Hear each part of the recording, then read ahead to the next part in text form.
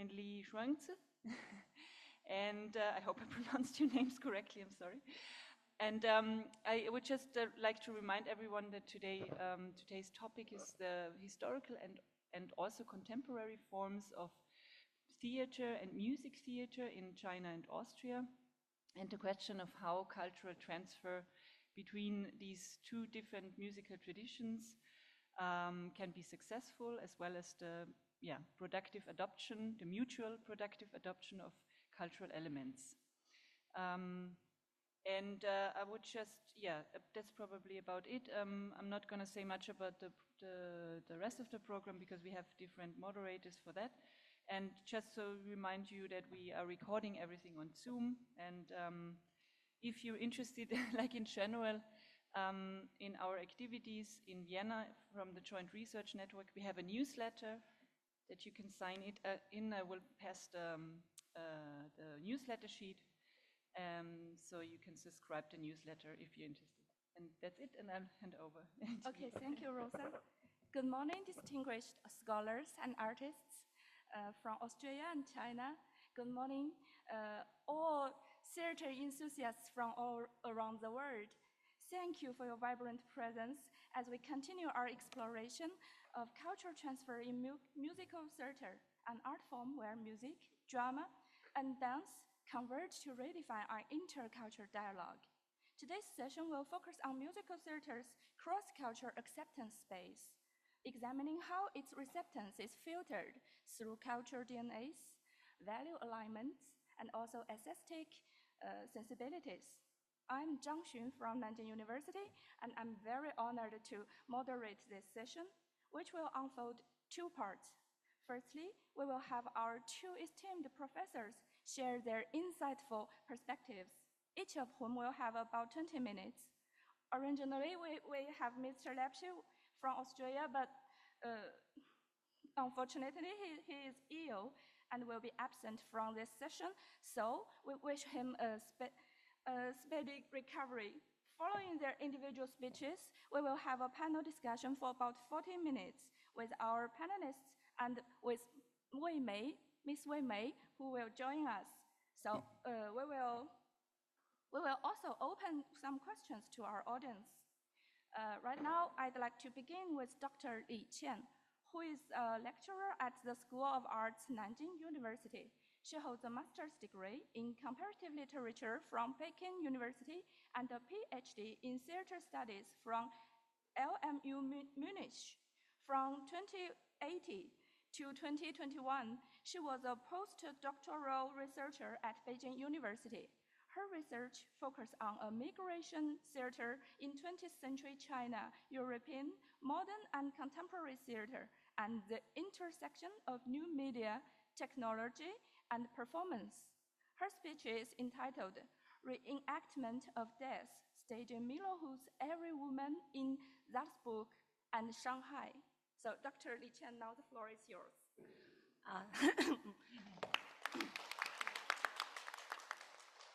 It's okay. Thanks, Professor Zhang.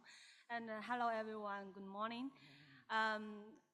Because of the schedule, I'm sorry that I have to start today with discussing a performance about death, which is a very heavy topic.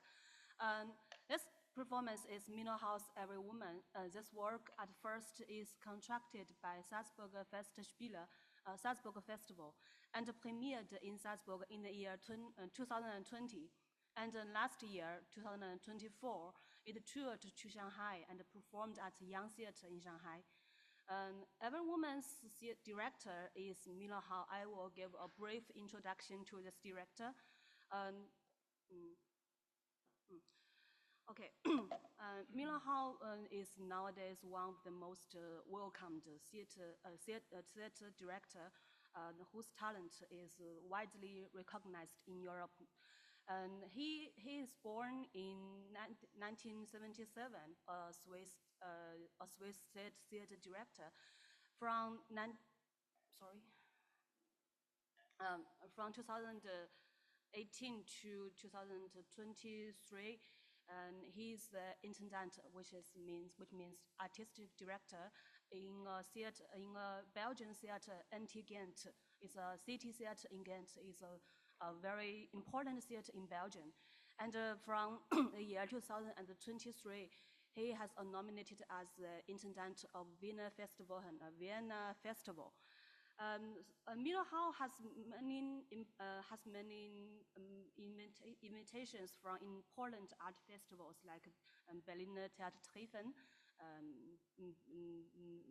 Berlin Festival, Festival of Avignon, and also the invitation from Salzburg Festspiele, which is our topic today, Every Woman. And it is performed in Salzburg in 2020 with 2 performers, both female, and actually only 1 performer standing on the stage facing the audience. Another performer, her image and voice are all pre-recorded, and she performed through the video which is hanging on the back wall of the stage. And from the next year of the the premiere, Every Woman starts to tour worldwide, including Milan, Paris, and on November 2024, it toured to Shanghai. We can see that Shanghai's poster is directed from the stage picture of the premiere. So what Every Woman is about, first of all, we can see from its title. Its title hints very strongly to another famous play in drama history, Jeder Woman, by Hugo von Hofmannsthal.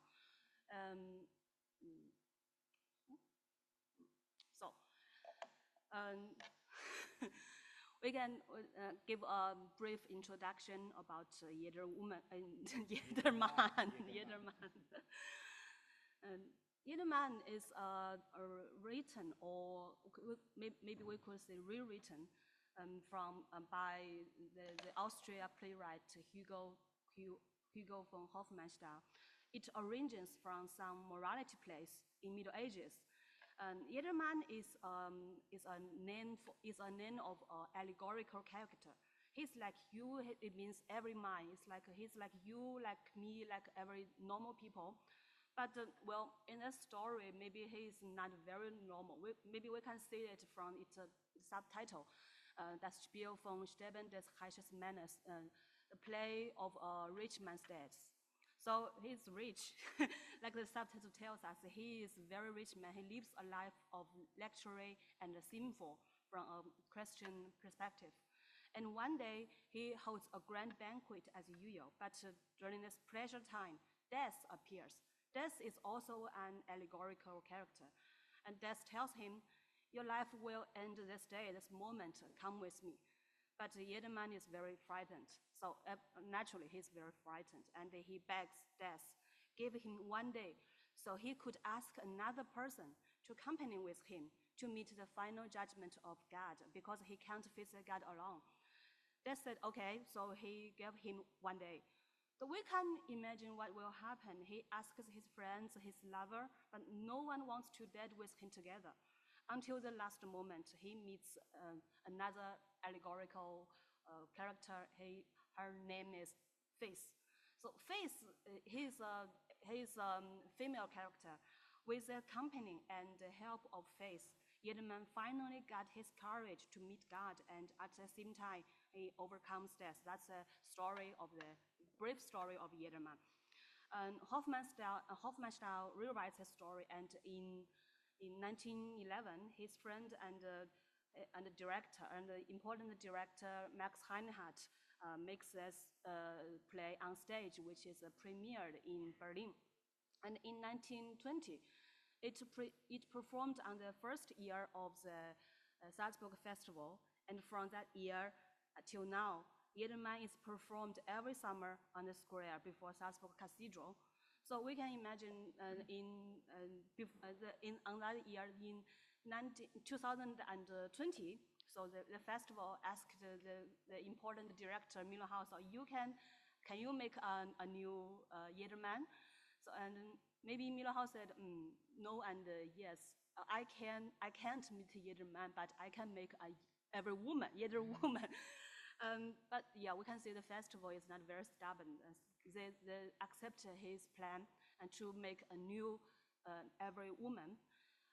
From the reviews on the German newspaper and some comments the audience made on the internet, we can see that many German-speaking audience, they try very hard to find the connection between either man and every woman.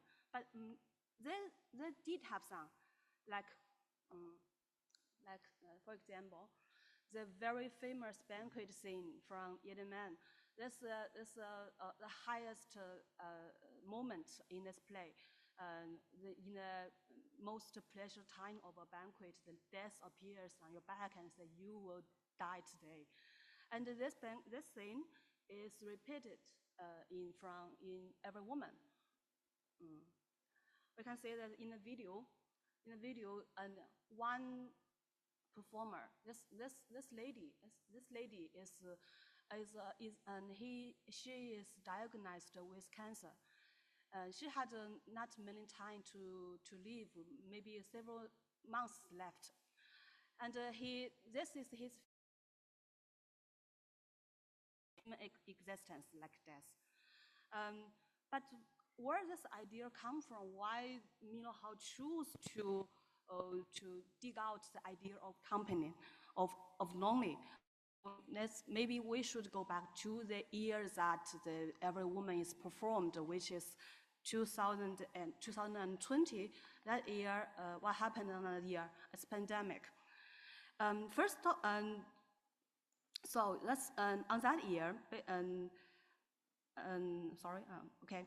When Millerhall accepts the contract production at 2018, he at first plans to make a production that happens in Brazil. Well, this is an approach that Millerhall always do, because in 2019 he made a production called Orestes in Mossul. And after the Every Woman, he made another production called Antigone in Amazon. So he always tried to make the Western or European classics into a place like in Latin American or somewhere very maybe we could call the third world. So, and at first, he plans to make maybe Every Woman in Brazil, woman in where. Then pandemic comes. He can't take his team to Brazil, and he's at that time the theater in Europe, in Germany and in Austria is closed. So he has to make a play production with as less as possible performers. And so the story begins this famous actress Rosina. Rosina is a famous actress in Berlin, and we can see that's this female performer. So he is a famous actress, a theater actress in Berlin, and at that time he has nothing to do because the theater is closed. So she's at home and to do the family cleaning stuffs. So she finds a letter from one of her audience. She writes to her that I'm a lady with cancer. I don't have much time to live. And one of my most beautiful memory in my life is that I once played Juliet in my youth.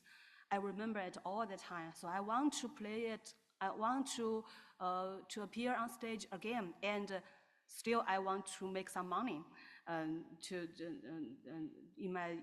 for my funeral. So that's what the story happens. So in this performance, it becomes the two ladies' conversation, and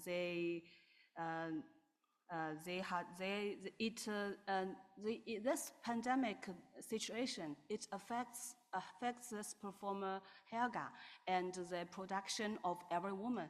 But we can see it from the performance. It affects almost nothing to. Oh, sorry, it's Rosina. Another the lady with cancer is Helga Baoyu.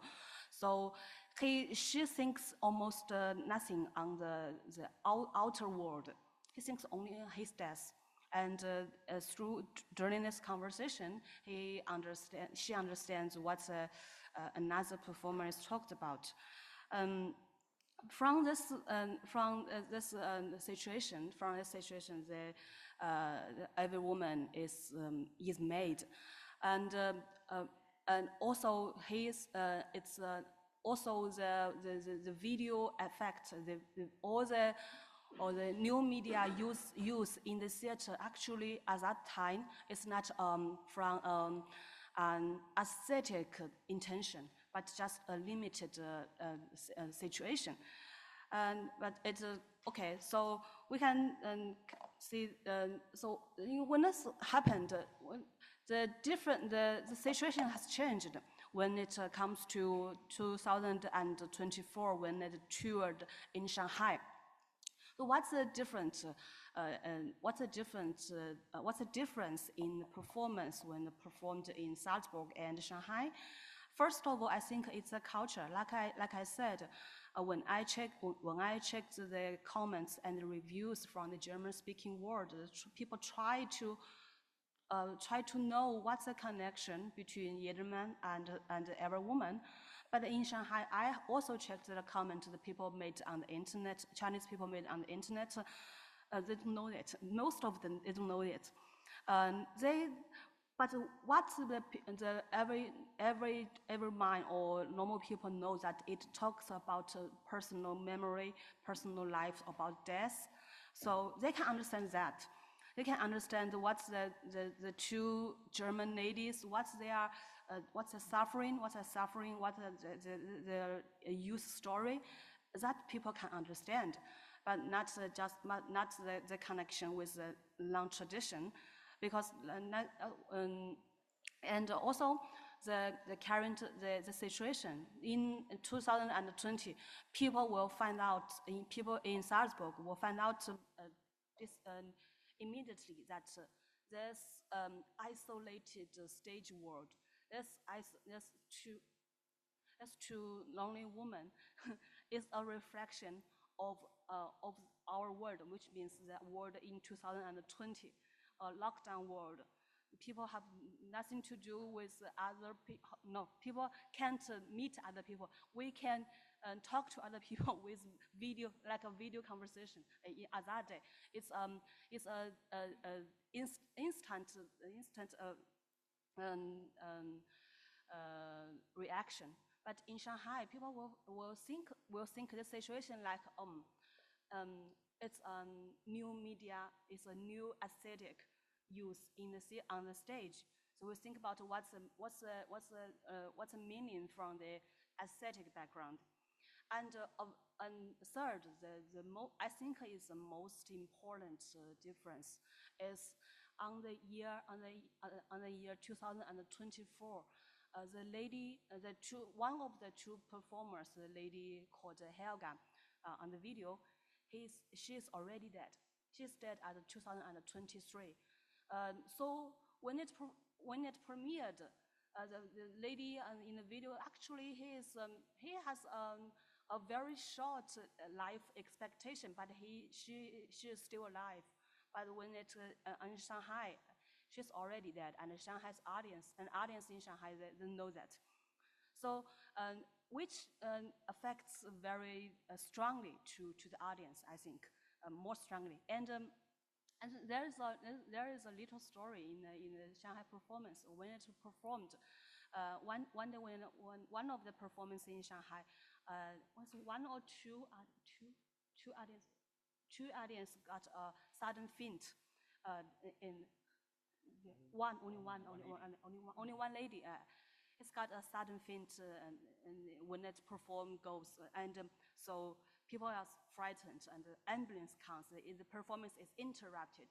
it's like death appears during the performance. But fortunately, she's okay. Okay, right? She was okay. Okay, she's okay.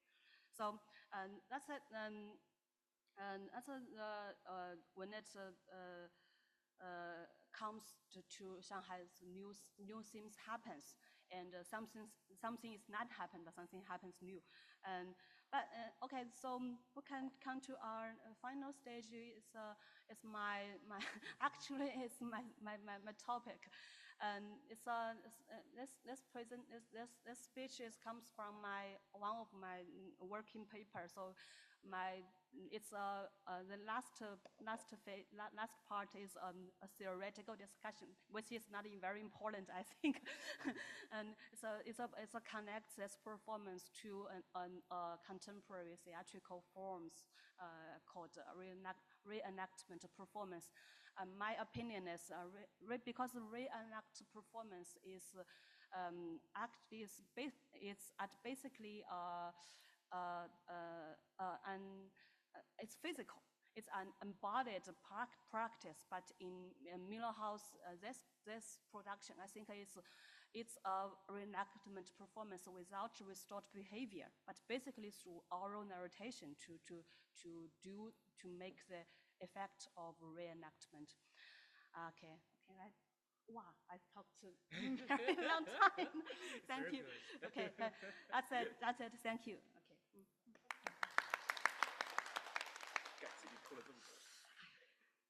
Okay, thank you, Dr. Li Qian, for your compelling presentation. It has undoubtedly enriched our understanding of the complexities involved in cross-cultural theatrical adaptations. Thank you once again for sharing your expertise with us today. Now allow me to introduce Professor Li Shuanghzi. Professor Li is the head of the German department at Fudan University. He earned his bachelor's and master's degree at Beijing University and completed his PhD at Freie Universität Berlin. His research focused on modern and contemporary German literature and the literary relationships between Germany, Austria, and China. He has published a German language monograph on fin de siècle, decadent literature in German and Austria, as well as 2 Chinese language books on modern and contemporary German literature.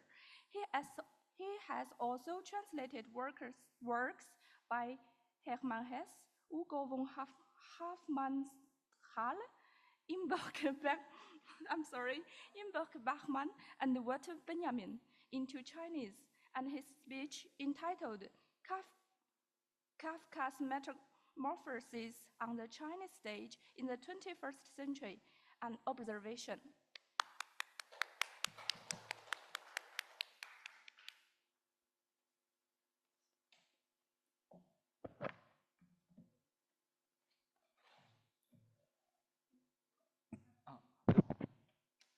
Okay, good morning, everyone. First of all, I also thank thank you very much for this invitation and introduction. I was totally grateful that I could take part in this. I am totally grateful that I can take part in such a great event, especially for the exchange between different scholars from Austrian and also from Nanjing, from Shanghai, from lots of fields. And I will start with my presentation to show that my research field is also the connection and relationships between Austrian, German-speaking literature and Chinese literature. So that's one of my focuses in the recent time for research and also for teaching. So one of the most interesting and striking topics is really particularly the theater. But actually, I'm not the scholar for theater, for Theaterwissenschaft from home. So I'm totally grateful if I can get some feedbacks from different scholars. So you see, I choose such a picture for the Chinese stage to show how modern it is and how it is always, it is always in such a context of the globalization of theater, of performance art. I will start with the history. So we just heard something about from Dr. Li Qian for a quite contemporary piece of performance. But I will start with the history. And we know that at the beginning of the 20th century, that was also the beginning of the reception of Austrian literature in China. And I showed the picture of one guy in this context, that is Arthur Schnitzler. He was totally the central figure in such a phase of the 1920s and 1930s, especially in Shanghai. And his works, especially the dramatic ones, won enthusiastic acceptance by Chinese audience. And we can also find the earliest document of stage performances of plays from Austrian with works of Arthur Schnitzler by one of the famous theater group. It is called Nanguo She. We can also see in the picture they always put such posters for performances. And in this case, we can also check the relationships between the modern theater in China and the new cultural movement from 1970 on, and also so-called import of theater, of performance art from all over the world, and especially from Austria. And Arthur Schnitzler was called at that time 显尼智勒. And lots of the works, and especially with female figures at the center, were totally interesting for lots of scholars and also playwrights and also poets and so on. So we may see that is the first booming phase of such cultural transfer and cultural relationships at that time. So, but the whole history of such a reception since then, if we want to have such a great oversight of it, we need a long time survey.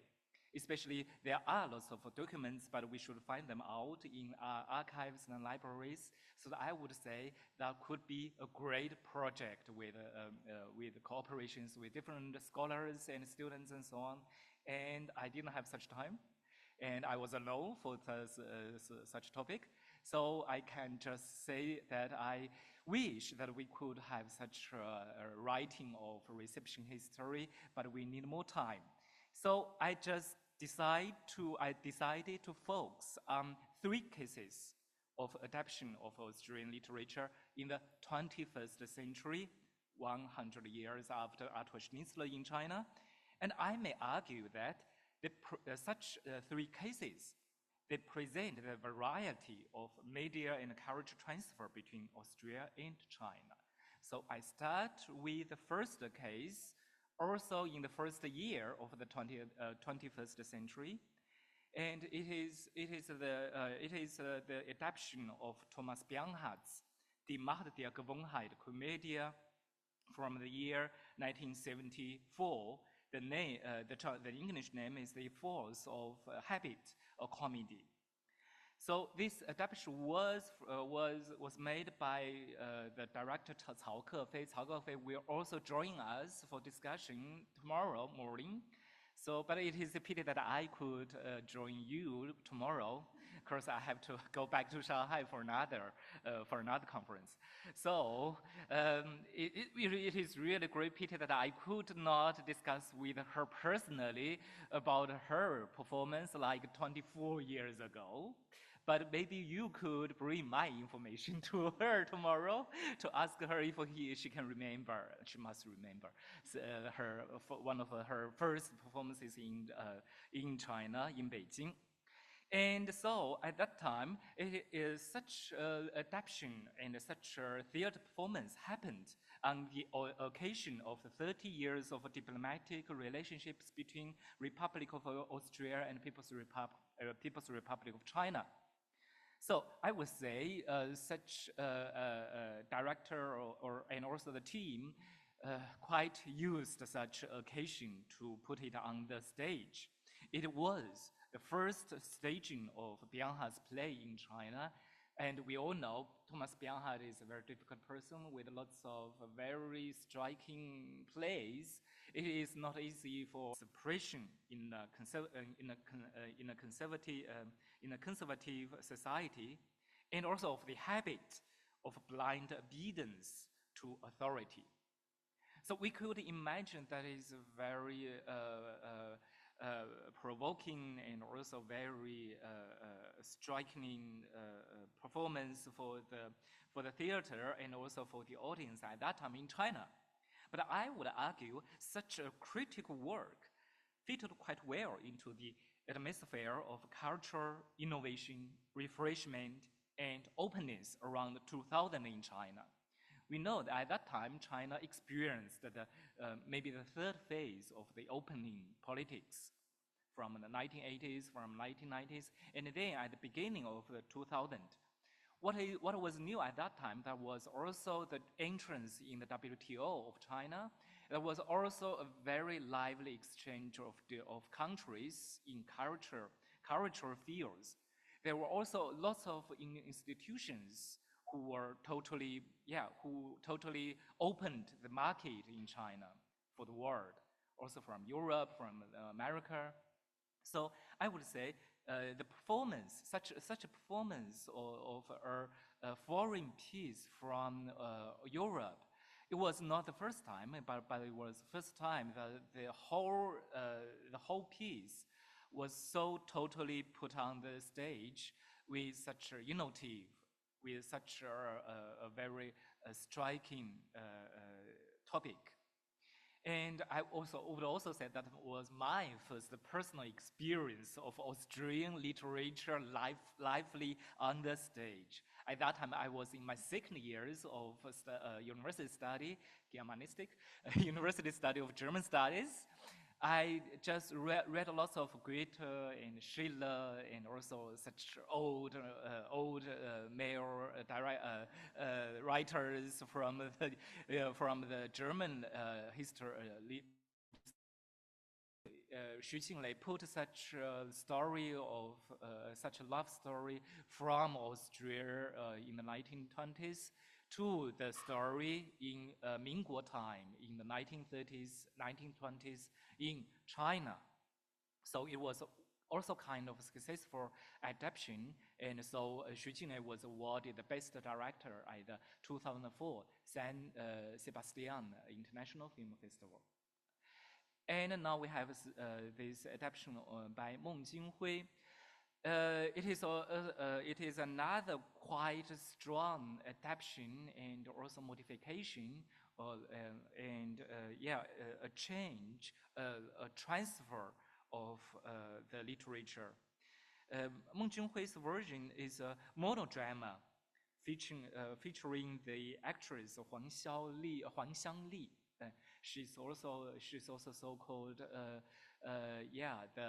the actress by Meng Jinghui Schauspielerin, the most important one for Meng Jinghui. She performed in quite lots of pieces of plays by Meng Jinghui, and this version is an extraordinary creation. And it is also labeled, like most of the performances, most of the plays by Meng Jinghui, it was also labeled as avant-garde drama in China. It is based on the novella, and the actress Huang Xiangli presented different phases of this unknown woman, and she was falling in love with the writer Mr. W, was pregnant and departed from him, and later she ran into him again and was abandoned by him for a second time. We all know the story from Stefan Zweig. But what is different from the novella, we can see the bodily expression, joy, sadness, frustration, and depression, and also hysteria on the stage, and with a female figure. We can also see in the picture, and in the whole time, the director uses lots of different effects of the stage, of the light, of the music. The actress also played guitar as one of the expression of her feelings, and from time to time, and especially in China in recent years, I suppose, like in the recent decade, it was one of the most often adapted piece of piece of literature work, of novella on Chinese stages. Not only professional theater groupers, but also students, and also sometimes pupils in high school. If they learn German language, and if they are forced to perform something on the Christmas Day and Christmas Eve, they choose Kafka. Yeah, and with good reasons, we will see. And I've chosen one of the adaptation from also quite famous contemporary director Li Jianjun. And this version was premiered in Beijing in 2023, like 2 years ago, and was quite by accident. He appeared in live video streaming of his sister. So we have another very familiar phenomenon of everyday life in China right now. It is called 直播带货. It is such live videos streaming in China quite often for sales of different products.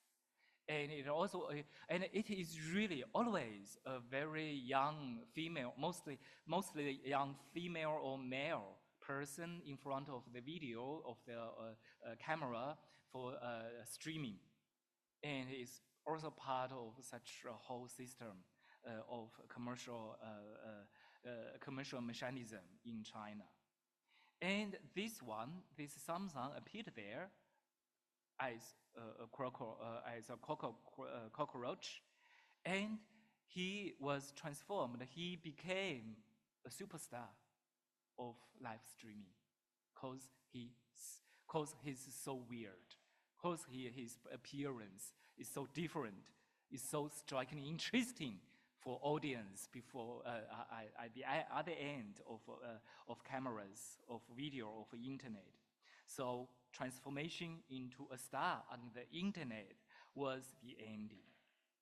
So I would say that transplantation of a whole alienation problem from Prague at the end of Austria. Ballett. Jede dieser Gattungen entwickelt ihre eigenen Aufführungsnormen und ästhetischen Maßstäbe und prägt so das heutige vielfältige Erscheinungsbild des europäischen Theaters. Im deutlichen Gegensatz dazu hält das traditionelle chinesische Theater weiterhin an seinem integrativen Charakter fest und pflegt eine enge und lebendige Interaktion mit dem Publikum. Es vereinigt Gesang, Rezitation, Schauspiel und Kampfkunst zu einer Einheit und entfaltet durch seine einzigartige Bühnensprache sowie die farbenreiche künstliche Ausdrucksweise den tiefgründigen Kulturreichtum des besonders charmanten Chinas. Diese komplexe Kunstform stellt nicht nur hohe Anforderungen an die vielseitige Ausbildung der Darstellenden, sondern bietet auch den Zuschauenden ein besonders facettenreiches ästhetisches Erlebnis.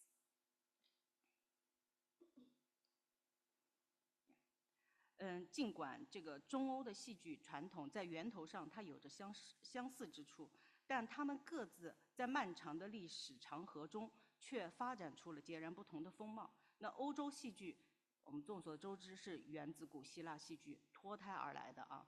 那经历了漫长而复杂的演变过程。那在这样的一个过程当中，原本融诗歌、音乐与舞蹈于一体的古希腊戏剧，它逐渐进行了分化，它分化成为了话剧、歌剧、舞剧等等啊这种分门别类的这种艺术门类了。每一种形式呢，它都形成了自己独特的这个表演规范和审美标准，那共同铸就了欧洲戏剧当今它的多样。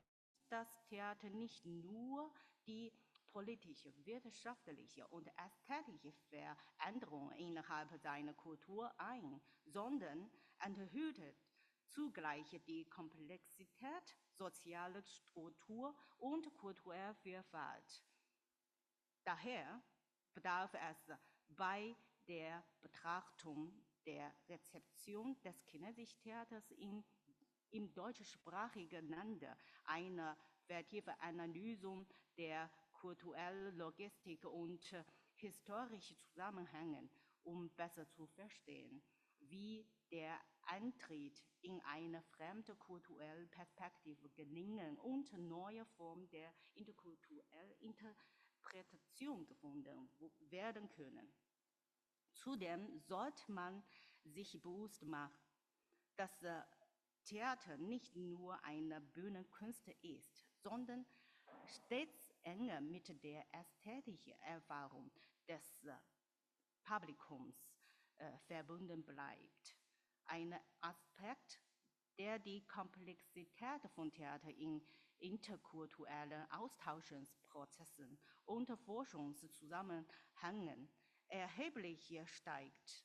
Aus der Perspektive der rezeptionsästhetischen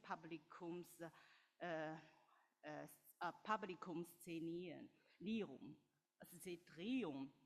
wird deutlich, dass die Aufnahme und das Verständnis fremder Kulturkunst niemals isoliert zu betrachten sind. Sie hängen maßgeblich von Faktoren wie den kulturellen Wissensstand, den ästhetischen Erfahrungen und der emotionalen Resonanz der Rezeption der Zuschauer oder Publikum ab und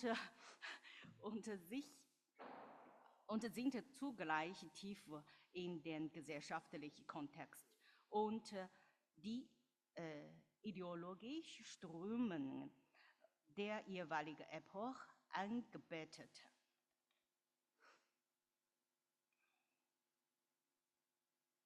Okay. Kurz.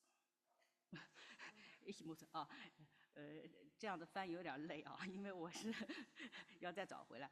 那然而，就刚才我们提到的这个，就是中欧戏剧的这种文化差异啊，这些差异呢，它不只体现在艺术形式的选择上的不同，它更深刻地反映了中欧文化在审美理念、价值观以及历史文化背景等多个层面的一个根本区别。那戏剧作为社会的一面棱镜，它不仅捕捉和反映了所属文化的这个政治、经济、美学等领域的一个动态变迁，那更揭示了社会结构的复杂性和文化的多样性。因此，在探讨这个德语国家文化对中国戏曲的接受时，我们需要，或者反过来啊，我们需要深入的挖掘这些差异背后的文化逻辑和历史脉络，以便更好的思考和解决如何进入他文化语境，获得其他理解和新的跨文化阐释这样的问题。那同时呢，我们还应该理解戏剧不仅是一种表演艺术，它的完整性不局限于舞台上的演出，而是与观众的审美体验紧密的相结合。那这在很大程度上增加了戏剧在跨文化传播和研究中的一个复杂性。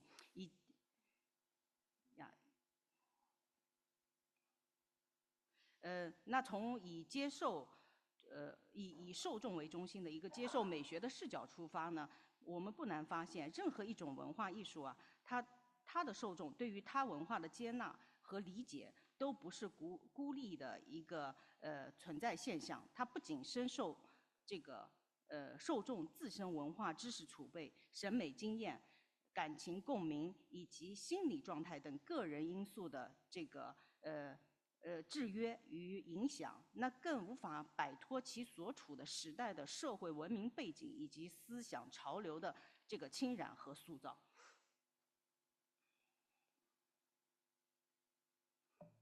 Ja, ein Blick in die lange Geschichte des kulturellen Austauschs zwischen Ost und West oder Österreich und China offenbart die Rezeption des chinesischen Theaters im deutschsprachigen Raum als eine Art epische Erzählung, die sich vor unseren Augen entfährt, beginnend mit der Mitte des 18. Jahrhunderts, als die Übersetzung des Weisen von Zhao eine breite Diskussion auslöst über die ablehnende und missverständliche Darstellungen der chinesischen Bühnenkünste in den Reiseberichten Deutscher Gelernte oder Missionär des 19.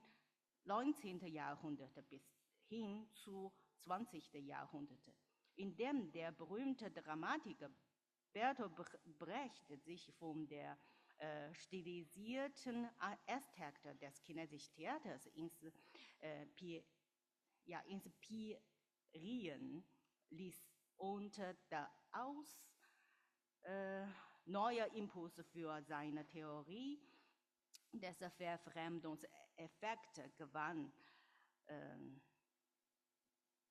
Ja, alle diese Etappen zeigen, und wie faszinierend die kulturellen Unterschiede in den jeweiligen historischen Kontexten zu Geltung kommen, aber auch welche Barrieren und Herausforderungen sie mit sich bringen können. Ja, während dieser Rezeptionsprozesse wirken makrostrukturelle Faktoren wie politische Beziehungen und wirtschaftliche Kooperationen zwischen den Ländern als unsichtbar Hand, die die Haltung des Politikums gegenüber dem chinesischen Theater sowie dessen ästhetische Präferenz beeinflussen. Ob politische Beziehungen geplant oder freundschaftliche, wirtschaftliche Verflechtungen enger oder locker sind. Alle diese prägte in erheblichem Maße die Erwartungen und Vorstellungen der Menschen gegenüber der jeweils anderen Kultur. Daher ist es bei der Analyse der Rezeption chinesischer Künste im deutschsprachigen Land oder die österreichische deutsche Kultur in chinesischer Seite unerlässlich, dieses Phänomen als komplexes und dynamisches System zu begreifen, in dem kulturell, politische, wirtschaftliche und gesellschaftliche Faktoren untrennbar miteinander verflochten sind und keineswegs als linearer Prozess. Ja, 回顾这个东西方的文化交流历史长河啊，中国戏曲在德意志或者说是在德语国家的这个接受过程，它仿佛是一个波澜壮阔的一个史诗，在我们的眼前可以徐徐的展开。从18世纪中叶赵氏孤儿的译介引发的广泛讨论，到19世纪德意志学者们游记中展现的对中国戏曲的舞台美学的排斥和误解，再到20世纪德国著名的戏剧加布莱希特从中国戏曲程式化表演美学中汲取到的丰富的灵感，为其陌生化的表演方法注入的新的活力与创新。那这一连串的历史变迁，不仅揭示了在不同的时代和社会背景下，中德文化差异所展现出的迷人魅力，同时也揭示了这些差异它可能带来的文化隔阂和挑战。那在这一接受过程中，国与国之间的政治关系、经济合作水平等等宏观因素，那像一双无形的手，潜移默化地影响着受众对中国戏曲的接受，或者反过来从而导致这种审美的一个偏好问题。那政治关系的紧张或友好，那经济合作的紧密或疏离，都在一定程度上塑造了对方文化民族对本文化的民众对本文化的看法和期待。那在探讨这个中德中澳音乐戏剧文化接受问题时呢，我们也必须要意识到这样一个复杂的动态系统，它涉及到文化、政治、经济、社会等多因素的一种交织互动，那它也绝对不是一种线性的过程。好，谢谢大家。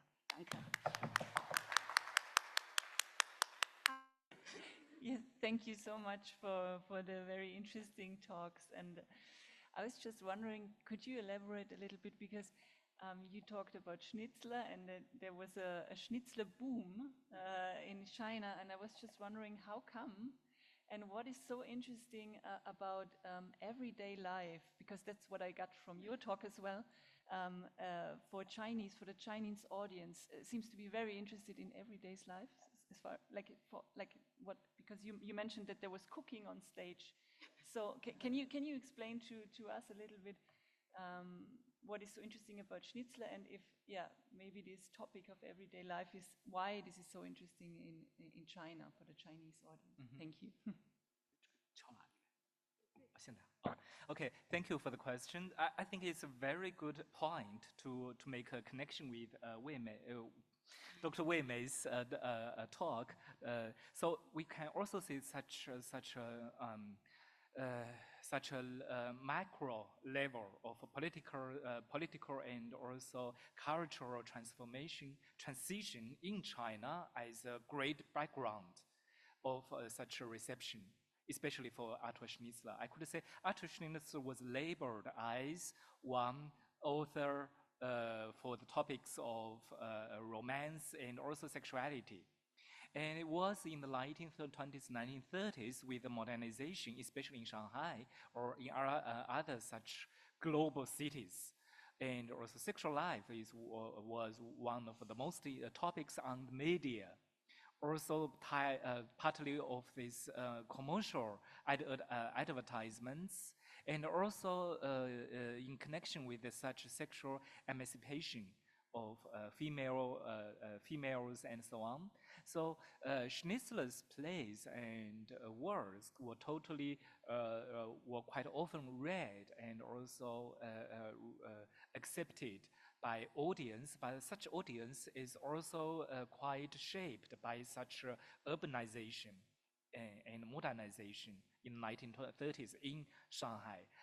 It was a very specific time, was also a very particular reception phenomenon. Because nowadays, the most people don't have no idea about Arthur Schnitzler, but more about Stefan Zweig or Franz Kafka. So we may ask, is also romance let's compare between Zweig and Schnitzler. It's also one of my research topic. It's always romantic, always a sexual life, it always is a gender issue.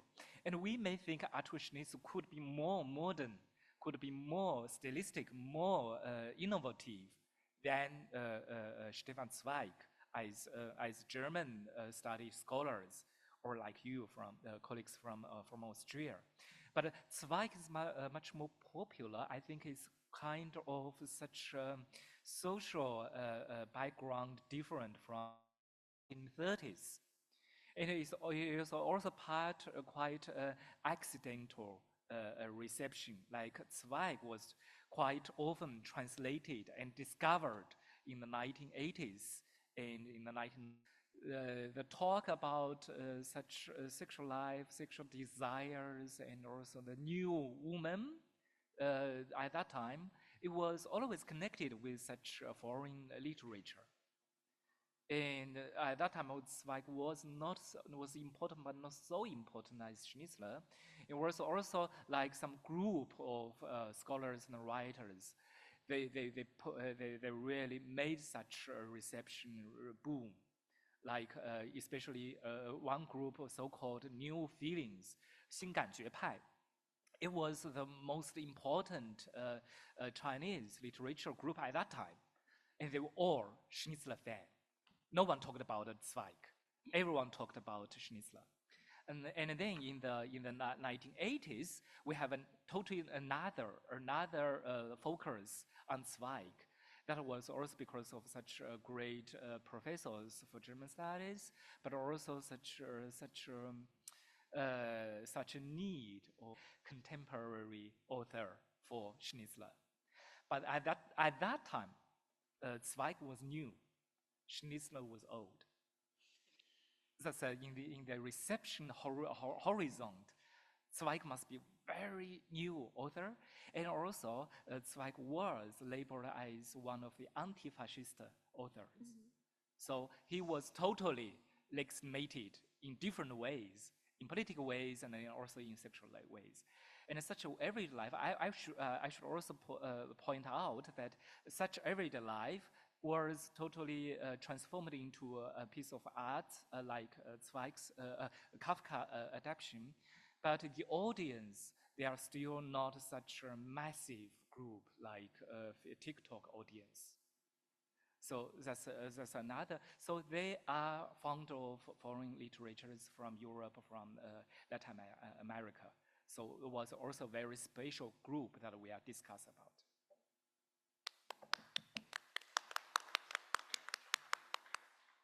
Thank you very much, our speakers. Now time is up for our session. So we will have a short break for about 10 minutes to have our bottle coffee, since every one of you must get up very early and might be tired right now. May the dialogue between China and Australia continue the illuminate new paths for this transcendent art form. To our audience, please join me in applauding our speakers again. Okay, we will have our short break. So Professor Trappl is a sinologist and associate university professor at the University of Vienna, the Institute of East Asian Studies for Ancient and Modern Chinese Literature. He's the head of the Confucius Institute at the University of Vienna until 2024 and China representative of the University of Vienna. So first of all, we'll have I think a recorded video lecture from online. Yes. But he's, I saw that Richard Trappl, he's online right now, so he can also respond to questions, I think. Jia Baoyu trifft Figaro, eine konfrontative Collage. Ein Beitrag des Konfuzius-Instituts an der Universität Wien zum österreichisch-chinesischen Kulturdialog. Ich bedanke mich herzlich für die Einladung zu einem Referat. Ich war seit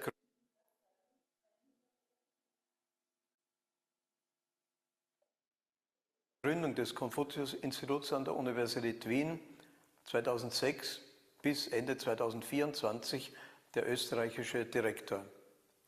Die wesentliche Aufgabe dieser Institute, von denen es weltweit einige hundert gibt, ist die Vermittlung der chinesischen Sprache und Kultur. Ich habe die chinesische Kultur immer in ihrer Gesamtentwicklung betrachtet, also mindestens als Entwicklung von der Zeit des Konfuzius, 500 vor unserer Zeitrechnung, bis in die Gegenwart. Ich bin der Meinung, dass man sich mit dem gegenwärtigen China wissenschaftlich, analytisch nur insofern adäquat annähern kann, indem man die historische und kulturgeschichtliche Genese nicht außer Acht lässt. Bei der Programmgestaltung unseres Konfuzius-Instituts habe ich deshalb über die Jahre, ja Jahrzehnte sowohl das alte wie auch das gegenwärtige China vorzustellen versucht. Besondere Schwerpunkte bildeten dabei die chinesische Philosophie, Literatur und Musik. Aber auch zahlreiche Ausstellungen zur chinesischen Kalligraphie, Malerei und Fotografie haben wir organisiert. Ich möchte nun ein Beispiel herausgreifen, das unseren interkulturellen Ansatz besonders verdeutlicht. Eine Aufführung im Figaro-Haus in Wien in der Domgasse 5, nunmehr Mozarthaus Vienna genannt, also an jenem Ort, an dem Mozart die meisten seiner Werke komponiert hat, unter anderem Le Nozze di Figaro, und zwar in den Jahren 1784 bis 1787. 这样我就试着先翻一下啊，因为刚才的组织上可能我们还不是特别的那个。他说我先介绍一下我自己，我就是叫那个 Richard Trappl， 他有一个那个中文名字叫李夏博。我呢是2016年到2024年在维也纳的孔院做这个院长。那么我觉得我们孔院的主要任务就是在传授和这个教授中文。当然我对这个中国文化，也是我们的一项很重要的任务。那么我自己本人呢，对于中国文化可以说是从古至今，从孔子一直到现当代的文化，都在有过研究和关照。那么在这个当中呢，我就觉得我们去传播文化的时候呢，对于中国历史上的重点的人物，这是完全不可以或缺的。只有这样呢，我们才能很好的去呈现多方面的去呈现中国的文化，并且呢，通过哲学、文学、艺术、书法、绘画，还有包括摄影艺术，去多方面的去呈现。然后呢，还有呢，就是我要想介绍呢，就是我们在这个奥地利这里，我们有一个叫 Mozarthaus， 就是叫莫扎特之家吧，应该叫。这里呢也曾经是莫扎特故居，他在这里呢创作了他的绝大部分的这个作品。Aber auch zahlreiche Ausstellungen zur chinesischen Kalligraphie, Malerei habe ich deshalb über die Jahre eher auszustellen versucht, aber auch organisiert. Ich möchte nun ein Beispiel herausgreifen, das unseren interkulturellen Ansatz besonders verdeutlicht. Eine Aufführung im Figaro-Haus in Wien in der Domgasse 5, nunmehr Mozarthaus Vienna genannt, also an jenem Ort, an dem Mozart die meisten seiner Werke komponiert hat, unter anderem Le Nozze di Figaro, und zwar in den Jahren 1784 bis 1787. Unsere 今天呢，我还想举一个特别能体现我们跨文化方法的例子呢，就是在维也纳的费加罗之家。现在呢，它的名字呢叫做莫扎特之家。这也是莫扎特呢创作了许多作品的地方，特别是创作于1784年到1787年的这个费加罗的婚礼。Das Institut schätzt sich glücklich, jedes Jahr 3 Konzerte unter der Devise China meets Mozart, Mozart meets China im Bösendorfer Saal des Mozarthauses Vienna zur Aufführung bringen zu dürfen. 我们学院每年呢都非常荣幸的在莫扎特之家的这个应该叫博森多夫大厅举办3场中西音乐碰撞的音乐会。然后呢，我们的主题呢就叫做“中国遇见莫扎特，莫扎特遇见中国”。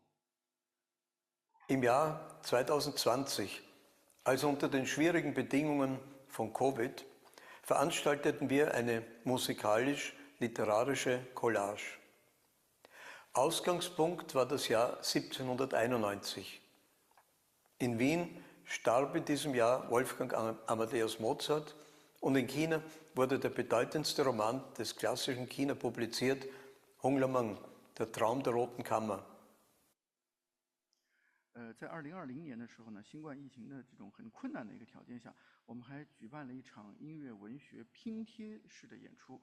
这个演出的应该叫起点或者叫契机，是在1791年，在那一年呢，维也纳的这个音乐家莫扎特去世，而同时在中国经典的小说《红楼梦》问世了。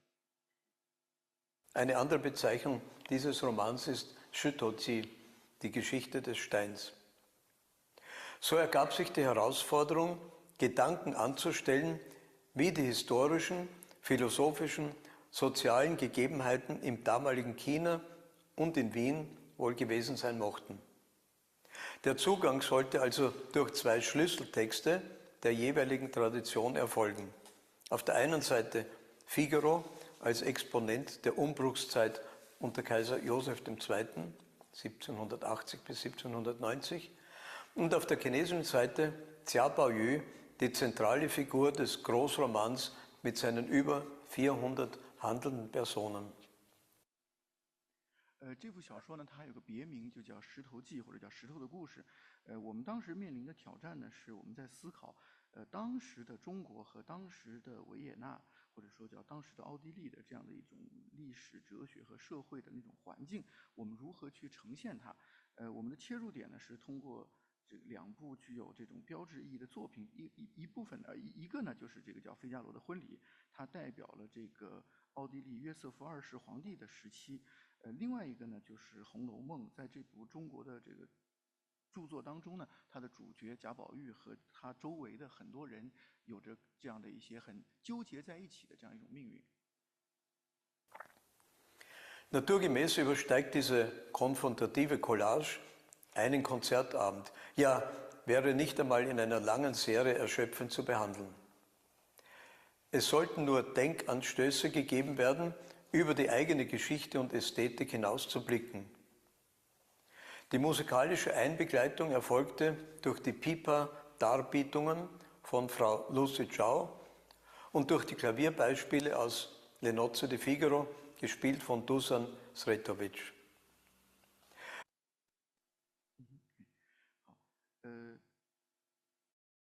的一种拼贴呢，它也超越了一场音乐会的范畴。经过一系列的演出呢，也无法彻底的展现。我们的目的呢，仅仅是激发大家超越自身历史与美学进行思考。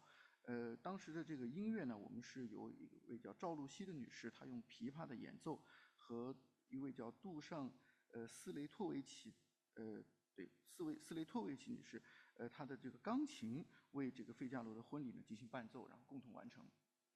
Den Text der Collage hat Herr Reinhard Hauser, Schauspieler und vormals Intendant, zusammengestellt. Neben der Rezitation von Textpassagen präsentierte Herr Hauser seine eigene Auseinandersetzung mit den Inhalten der beiden Werke.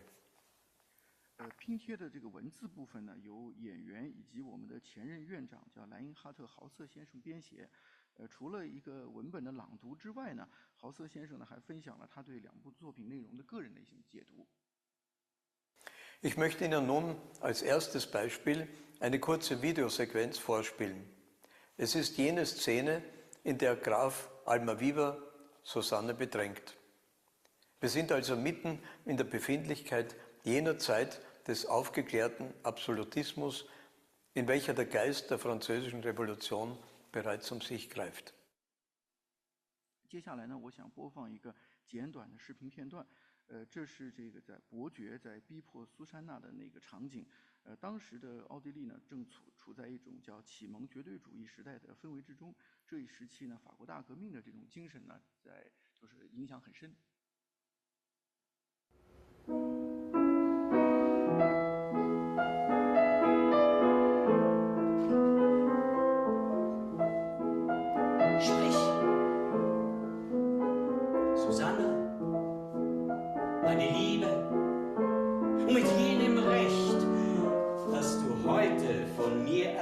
Solange du lebst, du mit mir in den Garten, zahle ich dir als Mitgift.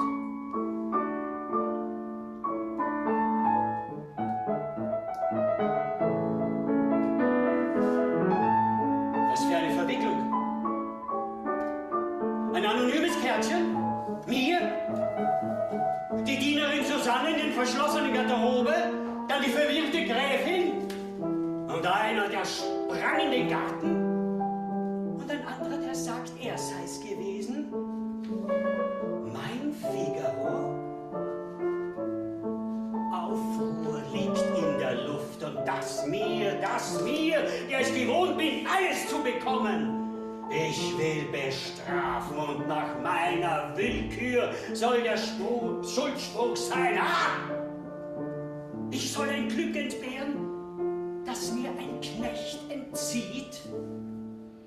Susanne, die Glut in mir entzündet, aber meine Glut nicht teilt. Ich soll das Glück entbehren. Nach der durch die Klavieruntermalung vorgetragenen Stelle, in der Graf Almaviva sich empört, dass Aufruhr in der Luft liegt und ein Knecht sich gegen ihn aufzulehnen wagt, kommentiert Reinhard Hauser diesen soziohistorischen Sachverhalt und stellt ihn in einen größeren philosophischen und geschichtlichen Kontext. Er nimmt dabei sogar Bezug auf die Gegenwart von 2020, die durch Covid und die Diskurse darüber geprägt war. 在这个钢琴伴奏当中呢，这个豪瑟先生呢，他讲解了当时的一种情况，就是说，伯爵他非常的愤怒，在这种整个这样的一个愤怒和暴躁的这样一个环境当中，一个奴仆或者说一个臣仆，他敢于对他展现出这样一种反抗的情绪。那么，在一个就是我们把它放置到当时的维也纳或者说当时的奥地利的历史当中去看这样的一个场景的时候，那么他向我们解读了在当时的这种历史下，这样的一种对抗的关系。然后呢，他又把这个关系或者这个情境呢，又用当时疫情当中的一些情况呢，做了一些对比和解读。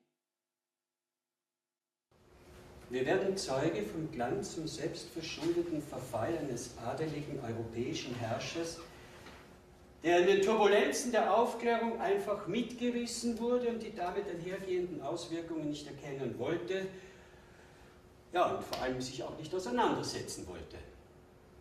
Wir erleben es immer wieder, dass althergebrachte, überlieferte, einprägsame Geschichten oft schwer zu überwinden sind und sich nicht so rasch durch neue Geschichten ersetzen lassen. Oft reicht im Moment auch die Erfahrung sowie die Sprache nicht aus, neue spezifische Realitäten abzubilden und auszudrücken, was wir ja im Moment mit Covid erleben.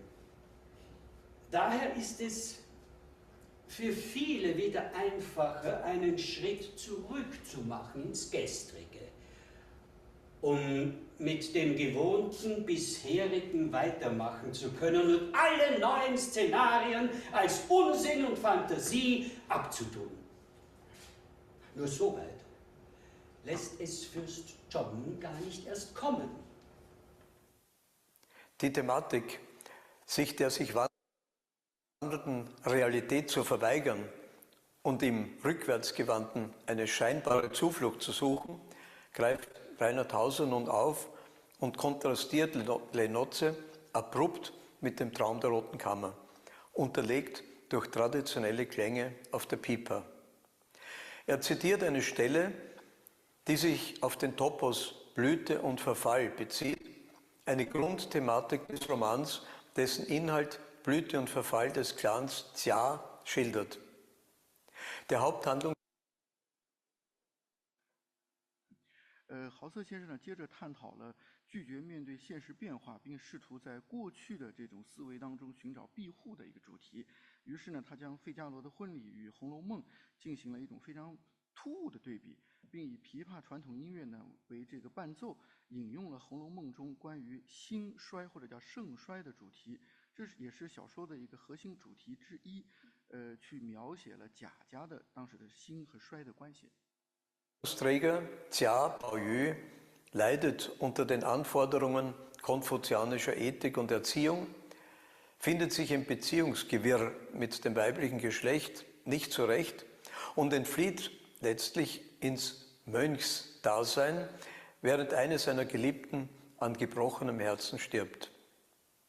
So mächtig eine Sippe sein mag, so wie ein mächtiger Baum, so schnell kann der Zusammenbruch erfolgen, wenn sich die politischen Verhältnisse ändern und etwa ein neuer Kaiser andere Günstlinge bevorzugt. 在这个小说当中的主人公贾宝玉呢，他也受困于各种伦理、各种教育的压迫，同时呢，他在个人在这个就是两性的关系的处理上呢，也陷入了一种很复杂和很令他感到很困惑、彷徨的关系当中。最终呢，他遁入了空门。一位他的这里说的是他的一位情人，应该指的就是林黛玉了。也因为心碎而死去。那么他的家族呢，看起来呢非常的强大，犹如一株参天的大树。但是呢，随着这个政治局势的发生的这种变化以后，整个家族呢也就轰然的倒塌。新的皇帝上台以后呢，就提拔了他新的宠臣，那么家族的崩溃呢，也如同树木倒下一样，瞬间的就覆灭了。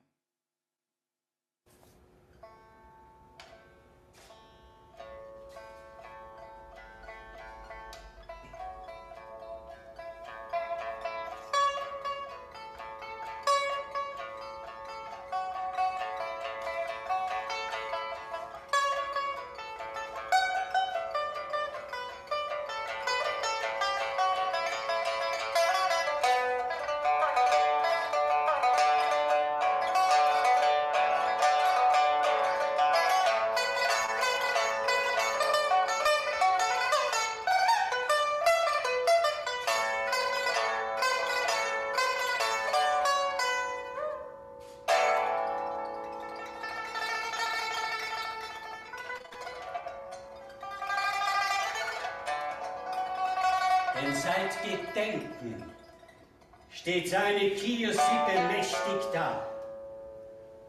Zwar heißt es doch auch, auf Blüte pflege verfreit zu kommen.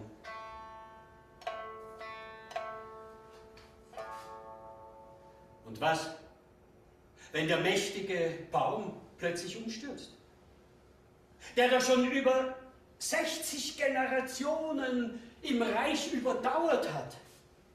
Und die Schar der Affen, die er bisher in seinen Ästen und Wipfeln beherbergte, sich in alle Richtungen zerstreuen und auflösen würden. Eine Sequenz auf der Pipa leitet über zur Beschreibung des Vaters von Baoyu, einem Repräsentanten der Strenge des Konfuzianismus, der dem Kaiser unterwürfig dient.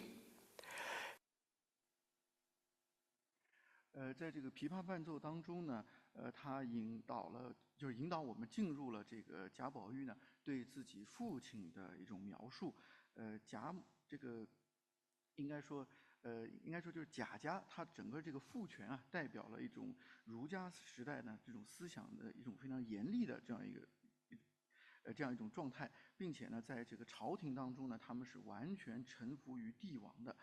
为了避免家族衰败，或者说保持家族的一种长盛不衰呢，他们也对家族的后代呢采取了一种比较严苛的教育方式。versucht, den Verfall seines Clans durch drakonische Maßnahmen abzuwenden. Das Schicksal des Individuums bleibt auf der Strecke und der Zusammenbruch des Clans kann letztlich auch nicht verhindert werden. Es liegt 那么由于他的教育是严厉的，或者说严格的，所以他对于个人的命运，或者说对个体的忽视，对个体呢就比较忽视，所以呢，整个家族的这种崩溃，他几乎可以说是无法避免的。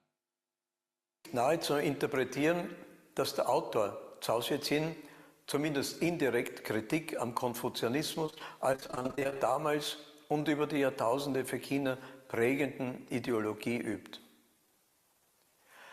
Der Schlüssel zur politischen Karriere im chinesischen Kaiserreich waren die Beamtenprüfungen, die erst 1906 abgeschafft wurden. Ihr Inhalt bestand primär im Auswendiglernen und in der Exegese der Klassiker des konfuzianischen Denkens. 那么可以认为呢，就是说作者曹雪芹他至少很间接的批评了儒家思想，批评了这套在当时啊长期以来影响中国整个社会的一种思想意识形态。在中国的这个封建帝国当中呢，还有官员的这样一种选拔官员的这样一种考试，也就是所谓的科举制度。这种科举制度呢，它一直存续到了1906年才被废除。这样的一种考试呢，它考察的是官员是否能够背诵和解读儒家经典。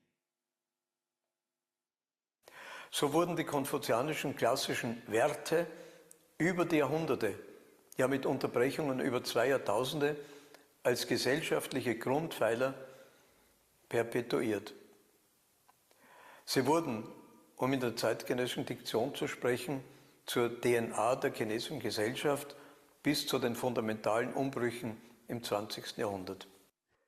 所以说呢，这种儒家经典呢，它就像一种世代传承的意识形态，它几乎成了这个社会的一种 DNA， 然后被一直延续着，一直到了20世纪才得到了比较根本的改变。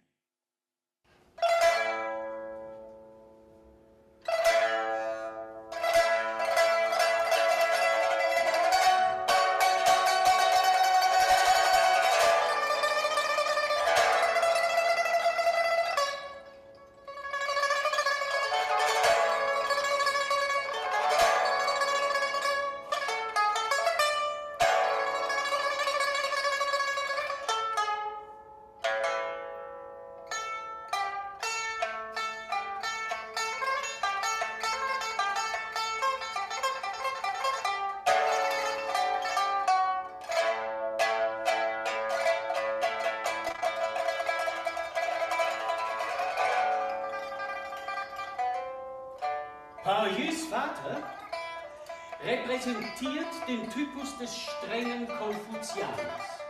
Er, als Paladin des Kaisers Knaben, ebenso Herrscher des gesunden Menschenverstandes und des sozialen Gedankens, der natürlich ganz im Sinne seines Kaisers handelt, tritt dem Verfall seines Geschlechts mit despotischen und drakonischen Erziehungs- und Kontrollmaßnahmen entgegen, die er auch durchsetzt dank einem dienenden und ergebenen Heer von Spitzeln und Denunzianten.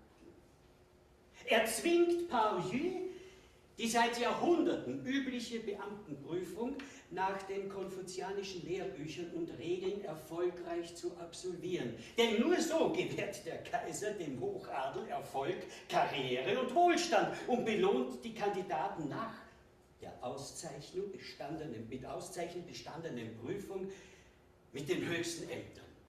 Ich hoffe, ich konnte, ergänzt durch die kurzen Videoeinspielungen, die Intention dieser Text- und Musikcollage Jia Baoyu trifft Figaro veranschaulichen. 我希望呢，我通过我的这个讲座，以及我通过插入一些当时表演的视频片段，能够比较清晰地呈现出当时我们这场文学和就应该叫文本和音乐拼贴演出，就是贾宝玉遇见费加罗的这样一个意图。 Im Anliegen unseres Instituts, transkulturelle Brückenschläge zwischen China und Österreich nicht nur auf die Vermittlung der chinesischen Sprache zu beschränken, scheint mir die Präsentation von chinesischer Literatur und Musik besonders ergiebig. Und um Rezeptionsbedingungen transparenter zu machen, halte ich eine kontrastive Technik für hilfreich. 在我们的学院使命中呢，我认为，我们是搭建了这个中澳文化之间的一种桥梁，因此我们的使命和任务呢，就不仅仅是教中文这么简单，而是要更好的把这个中国的文学、音乐，传播出去，来实现这种东西。那么，为了让观众们或者说让受众们更好的去理解它，我觉得我们使用一种对比的技巧就非常的重要。Im Vergleichen des Unvergleichbaren sollte man nicht nur das andere kennenlernen, sondern auch das eigene neu betrachten. In China kennt jeder oder jede den Roman Traum der Roten Kammer. Es existiert eine eigene wissenschaftliche Disziplin darüber, die Huqiu. Im westlichen Bildungskanon hat der Roman wohl kaum Eingang gefunden. 我们刚才讲到了这个对比技巧，那么也就是说，如果我们把不可能用来对比的东西硬要把它放到一起来对比的话呢，那么我觉得这个时候我们就不仅能够了解他者，就是了解别人，同时也能更好的去审视自己。在中国的话呢，《红楼梦》这是一部家喻户晓的作品，没有人不知道《红楼梦》，甚至还有一个独立的学科体系叫做红学。但是在西方的教育体系中，这部小说呢几乎没有纳入到任何一本教科书当中。 Obwohl das Werk einer Enzyklopädie über das kaiserliche China des 18. Jahrhunderts gleichkommt. Die Gedankenwelt des alten China als ein Schlüssel zum Verständnis des Gegenwärtigen, Teil einer interkulturellen Collage. Dankeschön. 尽管呢，应该说《红楼梦》是一部理解18世纪中华帝国的一本百科全书。那么，我想在今天，那么《红楼梦》是否可以成为这个中国，或者说代表了中国古代思想的《红楼梦》，是否可以成为理解当代中国的一把钥匙？是否这也是我们跨文化拼贴的这样的一部分，或者说是我们的一部分意图？谢谢大家。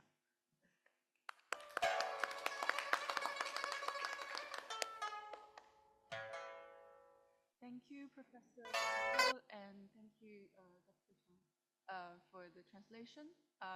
Next up, we'll have a talk from Ms. Wang Yingqiao. She is an opera composer and interdisciplinary researcher focusing on feminism, race, abolitionism, and humanitarian crisis. She has worked previously for a long time in Europe, and she's now currently conducting research at Stanford University and Lawrence Berkeley National Laboratory in the US alongside her commissioned opera work. Okay, thank you. 首先要谢谢我们中文系的朋友方明，然后谢谢那个何院长让我过来。然后上个星期在这个中国科学院的几个研究所讲，我这些年更多是跟科学家。然后呢，我昨天晚上用一个晚上的时间，把我这个，因为我昨天第一天来听，所以感觉好像大家都讲比较传统的，对，就是把我准备的，其实是我现在在做的一个东西，就完全改变，然后变成今天讲的这个大框架。因为我也想，有可能我讲的那个有点过于前沿，所以我就是大家多品。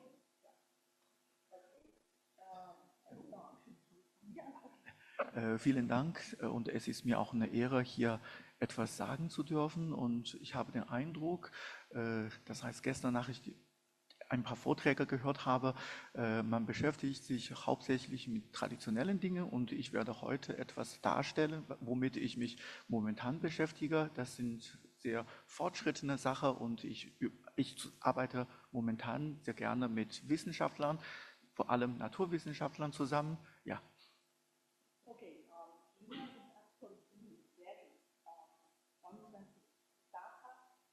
Dynamik, akustische Strukturen und das Theater des Anthropologie. Ja, Thema und Anthropologie.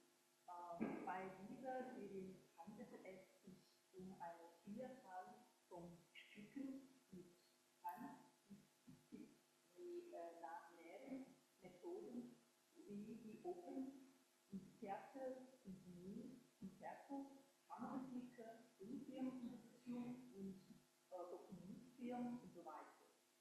Ich experimentiere immer wieder mit der Methode aus der Kunst und Wissenschaft zusammenbringen. Ich werde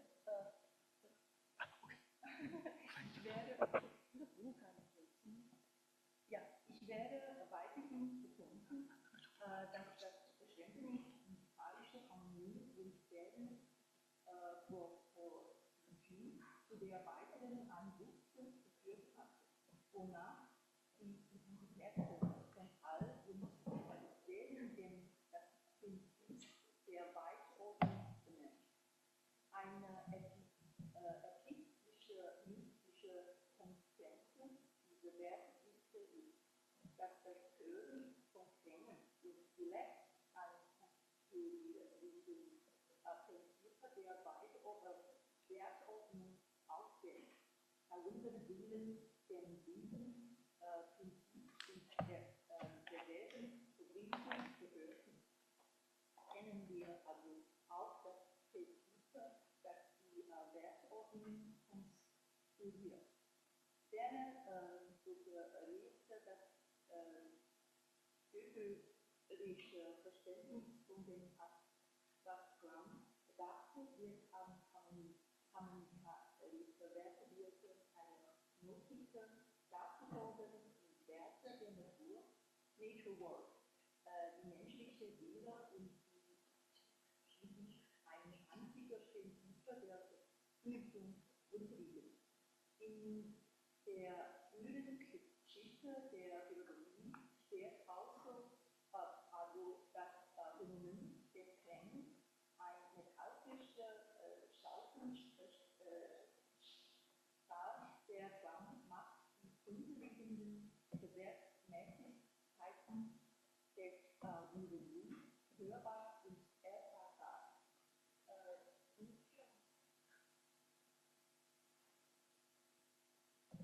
Pythagorische und seine Anhänger erhoben die Struktur der Musik geradewegs zur Grundstruktur der Ordnung des Friedens, wonach die Struktur der gemeinsamen Werte in Paaren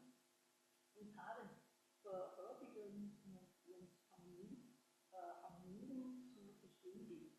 In dieser Ordnung nimmt Musik und der Klang eine Unverhältnismäßigkeit an. Beide sind von einem einzigen regulative Prinzip bzw.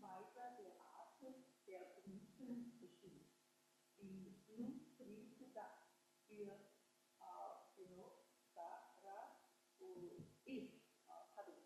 es gibt einige Wirkungen, und dies ist der Vorgang des Lernens. Fokus auf der Musik lassen sich daher theoretische Bedeutungen über die Kosmos und die Seele noch nicht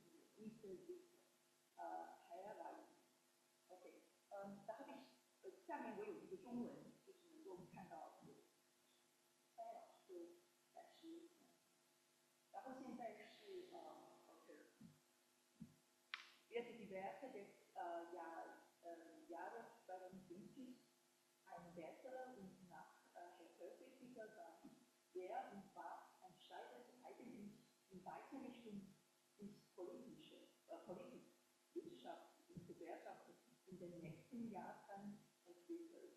Werden neue Technologien oder ein massiver kultureller Wenden die Hoffnungen auf eine Zivilisation verfolgen, die Menschenreich nächsten Jahrzehnten entwickeln? Werden neue Technologien oder ein massiver kultureller Wenden die Hoffnungen auf eine Zivilisation verfolgen, die Menschenrechtsentwicklung Chancen liberal aufwärts ermöglichen? Trotz begrenzter ökologischer Resonanzen angesichts zunehmenden ökologischer und sozialer Herausforderungen der Kapitalismus in seiner heutigen Form noch eine Zukunft? Oder wird er gerade zur Lösung der Herausforderungen gebracht? All das sind Fragen, mit denen sich die Diskussion zu großen Transformationen beschäftigt.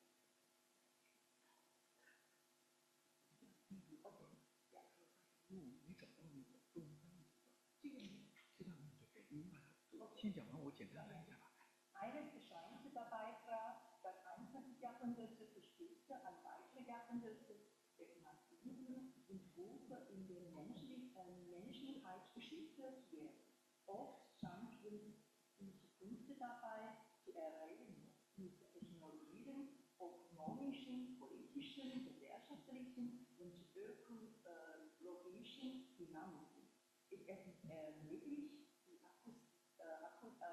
aktuellen systemischen Dynamiken so zu verstehen, dass sie sich zum Aktoren in Politik, Wirtschaft und Gesellschaft in Kontakt in Kurs umwenden lassen?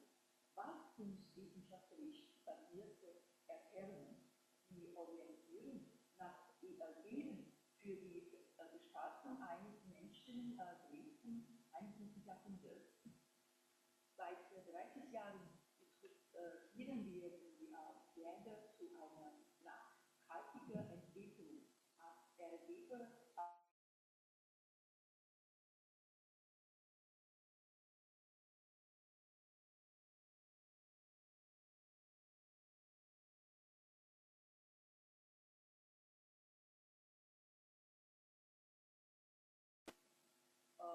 Ökonomien und Gesellschaft gemeint, um mit den sozialen und ökonomischen Herausforderungen des 21. Jahrhunderts umzugehen.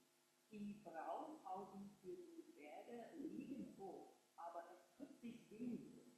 Ich zeichne Erfahrungen des verschiedenen Institutionen auf, wie die Kunst eine Zukunftsgestaltung aussieht. Die Zukunft der Bühne mit einem ausgeprägten Innovations- und Transformationsverständnis befindet. 好，这段比较长，然后我们在那个 handout 里没找到翻译，我简单的把它提纲挈领的翻译一下啊。也就是说，我们现在呢处在2025年，那么到2050年的时候，我们这个世界会不会变得更好，或者说会不会变得，或者我们的社会会不会变得更有持续性？那么在当下的这个资本主义，它在这样的一种发展过程当中，它有没有它的未来会是怎么样的，或者说它的未来是一种什么样的发展趋势？那么我觉得现在的这个主题或者说主要的关键字就是一个大转型，就是这个 große Transformation。21世纪呢，它是一个大变革的这样一个世纪，无论是在社会、经济、人文、政治各个方面，那么在每一个领域的行动者，他都给我们各自的领域带来了很多变革性的因素。那么在这样的一个背景下，那么我们去探讨什么叫基于科学的一种叙事。在当今的这种变革和大转型当中，技术革新它又起到了一个非常重要的一个作用。那么我们的技术和革新又该怎样应用到我们的这样的方方面面当中去，以应对我们的未来，或者说如何去构造和构建我们的未来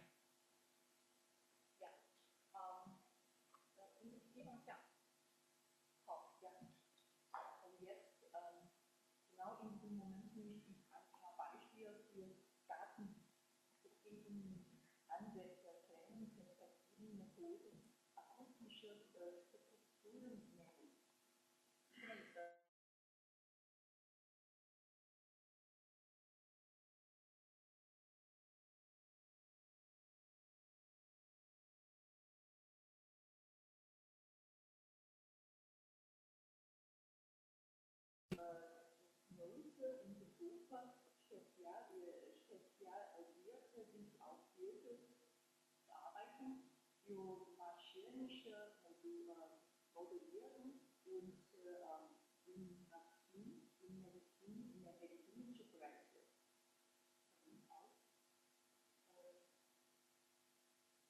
Ich觉得应该比较清楚，大家可以看到，就是就这些所有的这个材料都是通过音乐的形式或者通过剧场的形式来展现的。只不过就是说，我现在把一个我创作的小秘密部分展示一下，就是in alle Material, was ich daran mit zusammenarbeite.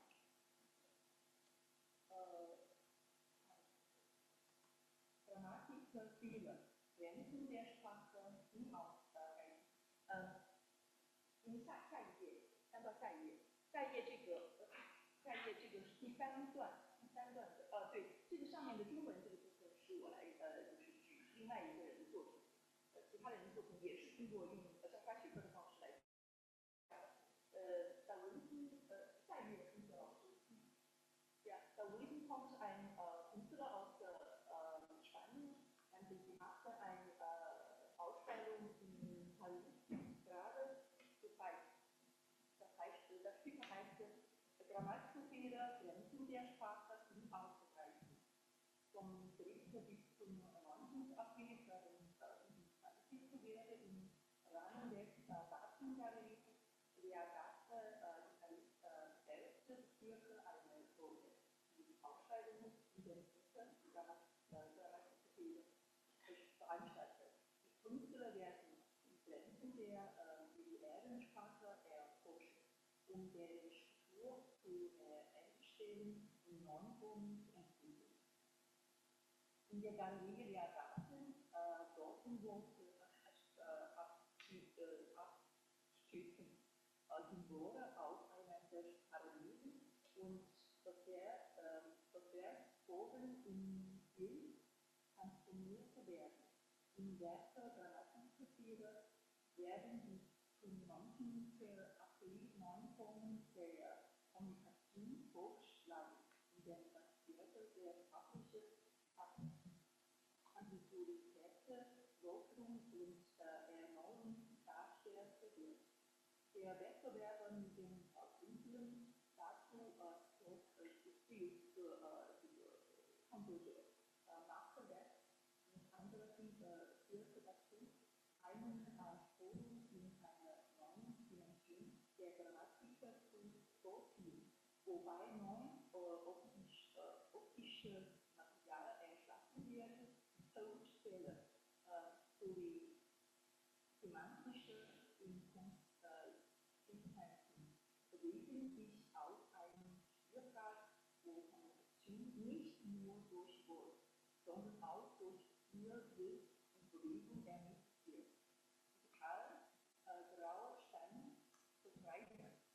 您看下一页，对，下面这个图片，您在上面，就是我们看到这个图片，这个其实它全是用这么样的小字，但是可以放大，很大。它里边每一次我看到的词条点点，它都是特别的字。但是这个字本身是错误的，而且它那个 grammatically 就是它这个字本身的拼贴的结构是错误的，但是它把这个错误结合在一起，形成这整个的法律。Ja, die Frage genau. Übersetzen, ja. Und die beiden Bilder, Sie sehen, ja, das sind, diese Bilder bestehen aus sehr, sehr kleinen Buchstaben und wenn man das Bild auf x-mal vergrößert, sieht man einzelne Buchstaben und einzelne Schriften, aber wenn man das genau hinschaut, gibt es immer Grammatikfehler drin. Ja, und das ist auch wie ein Drumtheater, kann man so sagen. Ja, es ist nicht nur für, das ist ein Bild, ja, dann dazu gibt es auch Drum in Violin. Es gibt 8 Künstler, macht diese Laute. 就是有8位艺术家在这个画廊里面有展示。展示它虽然说是一个图片，但是呢，它有其他的作品在同时进行，所以它里面有很多声音，然后还有观众做来做去，会有一种剧场感的。法律这个 OK，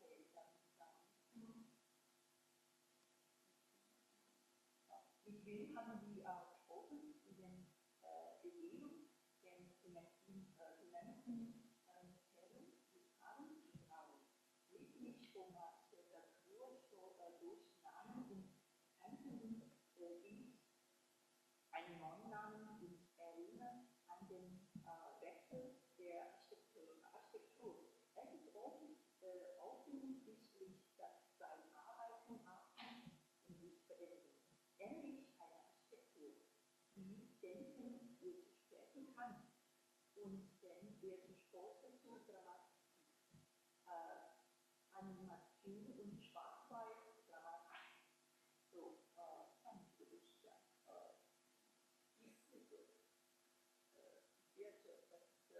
Kunst und Mathematik.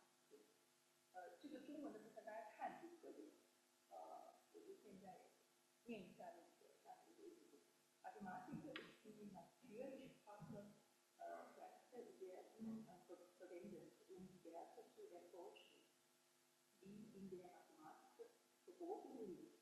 Doch seine Werke öffnen zum Ahnen das Tor zu einem Universum, das jenseits der Möglichkeiten der Science Fiction zu leben scheint.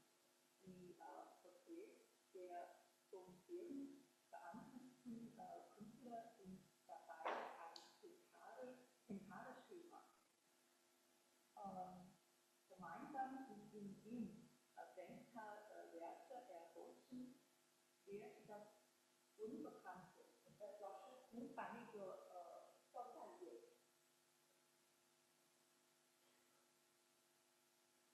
Gemeinsam mit den Werte erforschen wir das Unbekannte, um die geheimnisvollen mathematischen Formen aufzudecken. Der Künstler, der den Film leidenschaftlich lebt, ist sein Schicksal gewandt. Er hat bereits seinen eigenen Film realisiert und gelingt es als Regisseur und Editor zu arbeiten. Auch in den Produktionen und visuellen Stilen, wo er Techniken und Methoden erlernt, gehörte zu seinen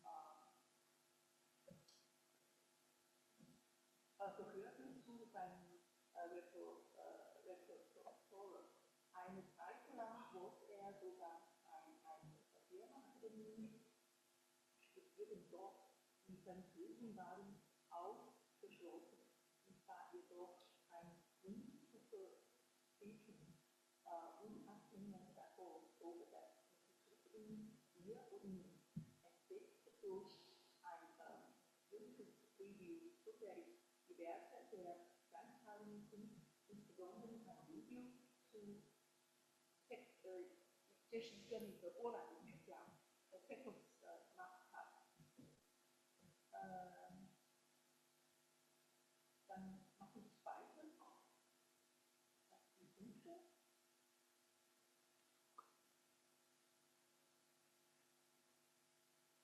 上面写的也是图片，这个图片里面这个艺家照了100多张，他把整个的这个图片5个部分5个部分。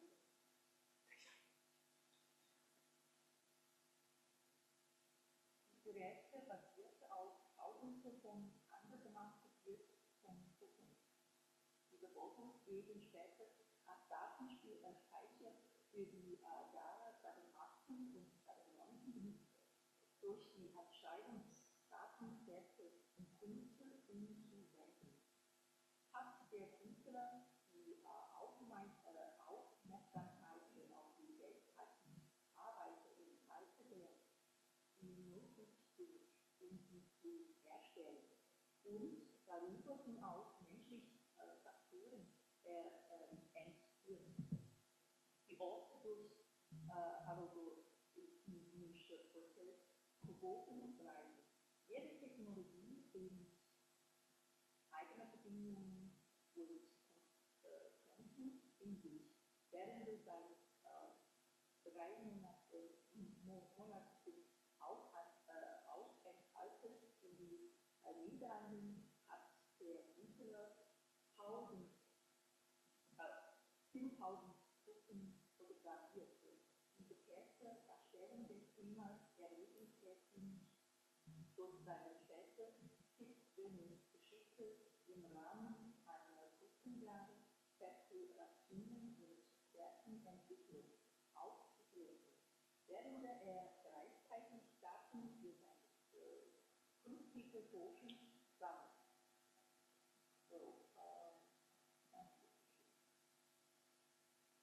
Nummer 6. 这是第6个图片，您往下是这里边很多的就是跟光有关。Die Säulenrealismus in einem weiter wachsenden Außen gegenüber der wissenschaftlichen Forschungsmauer berufe zu einem lebhaften Dialog. Diese Mauer veranschaulicht die unterschiedlichen, manchmal sogar widersprüchlichen Ansichten herausgehenden Forschung aus einem bereits wissenschaftlichen Experiment.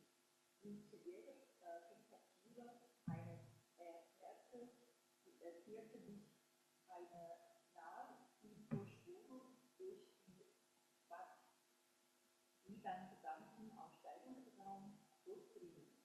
Als Besucher hatten sie die Gelegenheit, in diesen beiden und Ballstudien zu folgen. Die parallel laufenden Erzählungen sind miteinander vollzogen und durch unzerstörbar Moment ergänzt, was zu einer einzigartigen Erfahrung führte, die mehrere Besucher erleichtert werden. 下面的这些图片，往下您看，die Arbeitsvorstellungen von diesen Galerien, dann wir haben 8 Künstler ausgewertet, dann wir haben auch mit Kunst und Wissenschaft miteinander zu tun. Ja.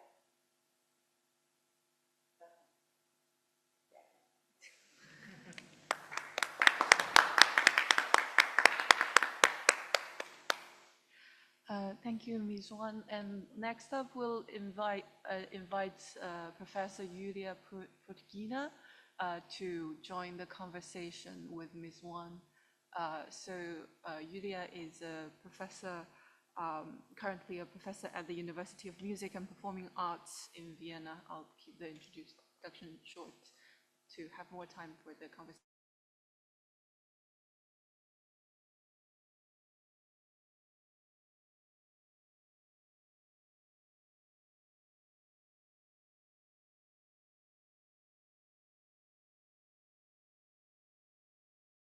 From my side, we will have the conversation in English now. And I'm trying to ask you a few questions about what you've just talked about to get deeper and also get a relation to the actual side of sound and music. Can you hear me all? Is it fine? Okay, good. So you've talked about a few ways of generating or working, using art as a medium for transmission between science and audience also. In the last examples that you've showed, it was obvious that you were talking about the skepticism against science and that art as a medium could bring audience closer to science and also to open a new room for reflection. So do you regard music, because we're talking about music and theater, also as a room of reflection where you can bring those rooms to the audience?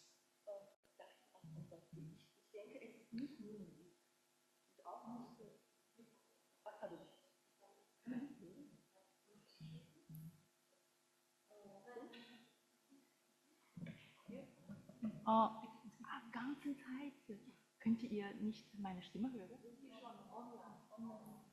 Oh, okay. Ich meine, es ist nicht nur Musik. Ja klar, meine ehemalige Hauptfach ist Komposition. Ja, Zeit nach Zeit denke ich, nein, das ist nicht genug. Und auch nicht genug nur neue Musik. Nicht nur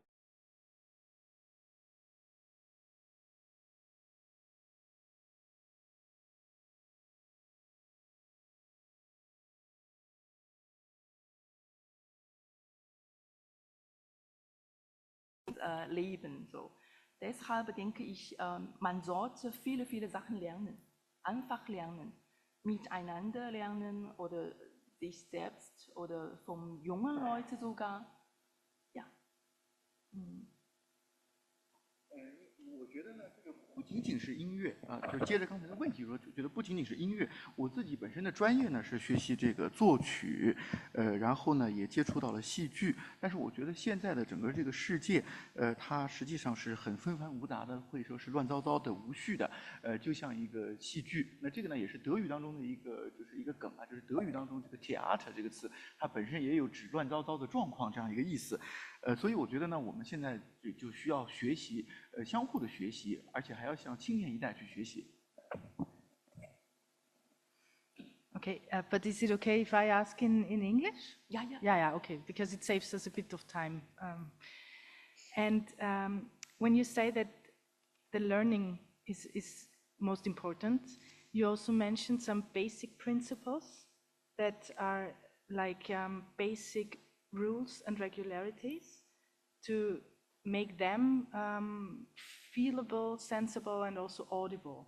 So what do you exactly mean by that in sense of, and now I'd like to address back to music, if possible for you, because if we're talking about music of different cultures, it sounds different, but what are the basic principles that you can find?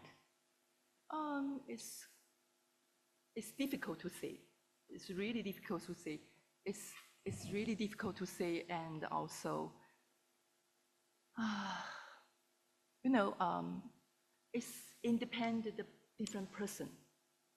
Some person is so interested about the life self, about the curious new idea, curious new technique, you know, curious the life self. But another people know so. Yes, but you were, sorry to interrupt, maybe my question wasn't precise enough, but you were talking about harmonic principles, things like that, that don't really depend on the person, but you connected them with astrology. So would you see that there are some basic principles in the various cultures of music that you at least know, in the various harmonic structures that music can have? Ich sage auf Deutsch, ich denke, durch ein paar Jahre habe ich viele gelernt von dem Wissenschaftler, nicht nur vom Künstler, nein, eigentlich nicht so sehr. Es gibt interessante Dinge, aber nicht genug. Nicht gut genug und auch nicht die Qualität, so Hochqualität nicht genug.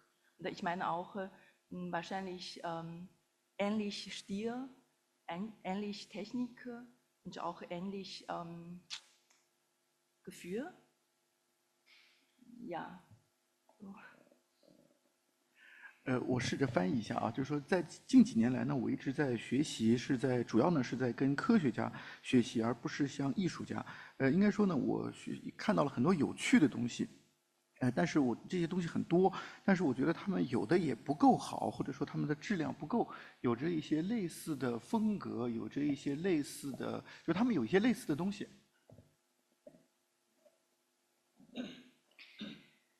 When you talk about that you haven't seen enough or not good enough in music, do you mean the science or do you mean the actual artistic results? I think it's die Umgebung von Kunst. Umgebung, ganze Umgebung von neuer Musik oder von Kunst selbst. 对这个问题的回答呢，应该是说，我觉得艺术的这个整个的这个环境，或者叫大环境，或者叫新艺术的整个的这个大环境的问题所致。So what do you think with when you say it's the Umgebung, it's the atmosphere, or is it the structure, or what exactly is hindering? Can you be more precise about that, please? It would be interesting. Yeah, it's, for example, I love Hans Blumberg. Ja, der Großphilosoph. In seinem Leben der Zeit, ich denke, nicht so viele Leute, was hat er wirklich in seinen Büchern geschrieben, hat noch nicht so ganz genau verstanden, weil das ist wirklich schwierig. Ich denke, er ist ein Genie, ja, und man sollte viele ich meine, so 800 Seiten ein Buch zu schreiben, wenn man so lesen, das braucht 2 Jahre, ich meine, oder 3 Jahre sogar. Ja? Und dann, man muss wirklich tief graben und dann tief daran arbeiten, nicht Oberfläche. Ich denke, jetzt so viele neue Kunst, so viele Oberfläche. Das ist nur Namen. Sorry. 那么我觉得，比如说，我个人特别喜欢叫汉斯·布鲁门贝格 （Hans Blumenberg），我觉得他是一个非常伟大的哲学家，也是一个天才，而且在他生活的年代，其实他写的东西，我相信很多人其实是没有看懂的。比如说800页的哲学著作，那这样的东西我们把它看完，可能就要2、3年。那么在这样的一种著作或者这样一个巨著当中呢，我们每一个人必须从中很深层次的去挖掘、去思考，而不是很流于表面的去看一看、去说那么一些大话。So just to try to sum it up a little bit, so you also told a lot about data generating sciences. So do you regard that this would be one of the possible ways of going beyond the surface that you just mentioned? No, I don't think. So what is the use for your art and for creating your art with this data generating possibilities? Yeah, I think for me it's one after another piece, write, schaffen, weiter. Ich weiß nicht. Ich weiß, dass ob ich wirklich schaffen kann oder nicht. Das ist immer Prozess. Und dann, ich denke, es ist wichtiger, eine Wahrheit zu finden. Weil im heutigen Tag, es gibt so viele Sachen, es ist nicht wahr. So, do you try to find the truth through the data? Ja, okay. Ja. Und auch die Arbeitsweise und diese echte Kunst. Was ist echte Kunst? 老实的说呢，其实我也不知道。那么我觉得我在做的事情就是不断的在做，不断的去在创作，然后不断的向前去推进，然后试图去找寻，或者说，其实有时候我也并不知道我这样做是不是真的能有结果，但是我还是要去做。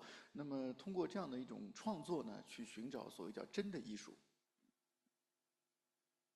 So you were asking the question what real art is, and I'm sure you're thinking a lot about this. So can you share your thoughts with us about it?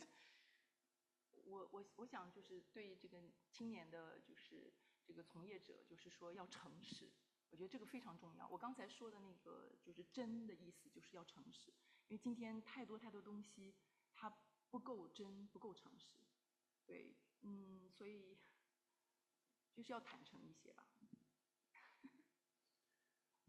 Ich möchte junge Wissenschaftler und junge Künstlerinnen und Künstler das heißt aufrufen, seid bitte aufrichtig, seid bitte ehrlich. Ich habe vorhin von der echten Kunst gesprochen und ich glaube, unter dieser Echtheit oder unter dieser damit meine ich die Aufrichtigkeit, damit meine ich die Ehrlichkeit. 我觉得人类历史走到今天，我们看的所有的东西能留下来的伟大的东西。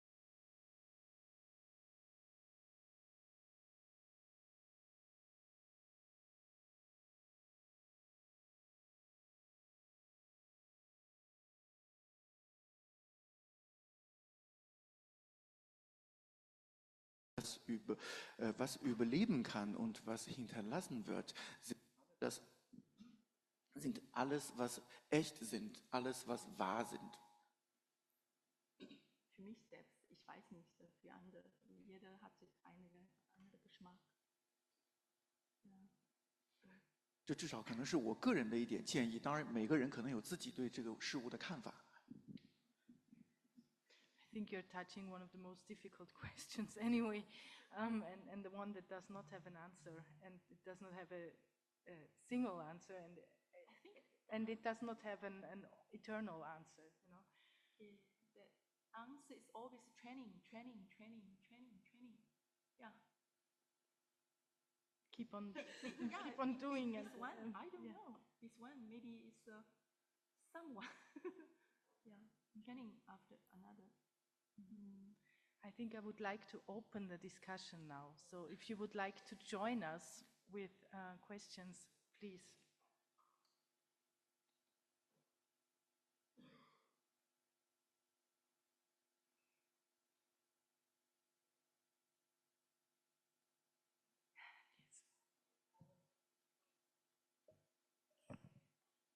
So we heard now from one artist who is combining research and science and creativity, her own creations.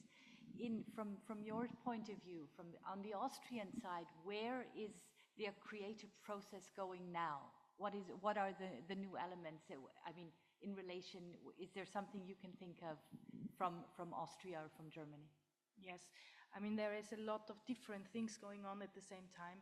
One of them is, as Aline also said, artistic research, which really works with methods or arts-based research with different methods of arts and science together.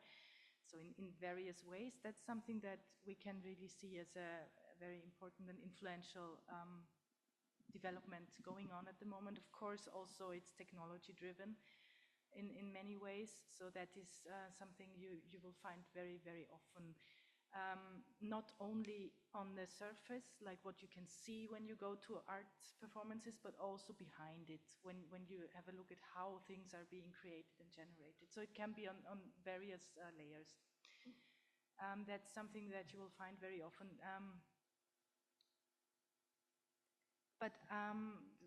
Yes, I mean, the search for where art is going to, or what the aim of art is a really open question, because art comes from a societal practice somehow, so it is connected to society, and society is not homogeneous.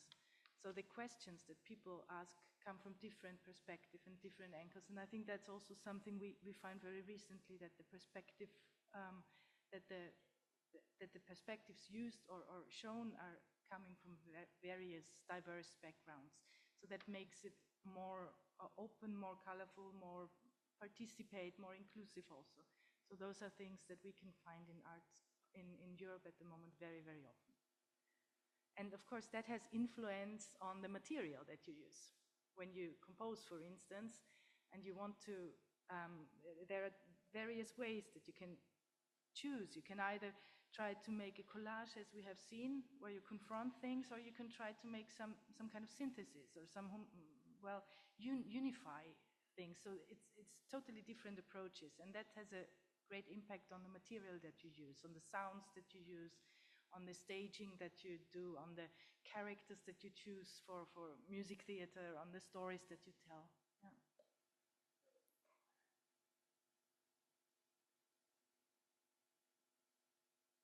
And also, please, don't use the own culture material. I mean, it's too simple. 就是不要因为中国的几千年的渊源文化，就是要可以就这样的用，就是不要那样简单的去使用。就是对创作，无论是用文字创作，用什么声音，用什么戏剧等等表现手段，我觉得可以有太多的可能性。It's not eins zu eins, one to one. It's too simple. I mean. I would just like to add to that, because from the former presentation about when you spoke about Professor Li about every woman and the reception in China and the reception in Austria. In Austria, the main discussion was how is this connected to the original play that inspired it, whereas in China it was taken without anything that restricted it. So I'm just adding to what you're saying, that very often in your own culture, you remain restricted because of the traditions that you grew up with and that you learned. Whereas when you transplant it into something, to another different culture, suddenly it opens up to be something completely different. Yeah. Absolutely.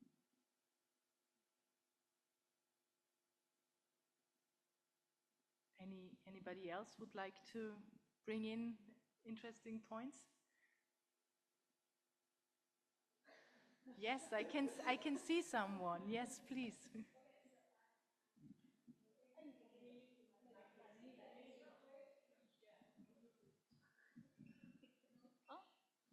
Oh, okay.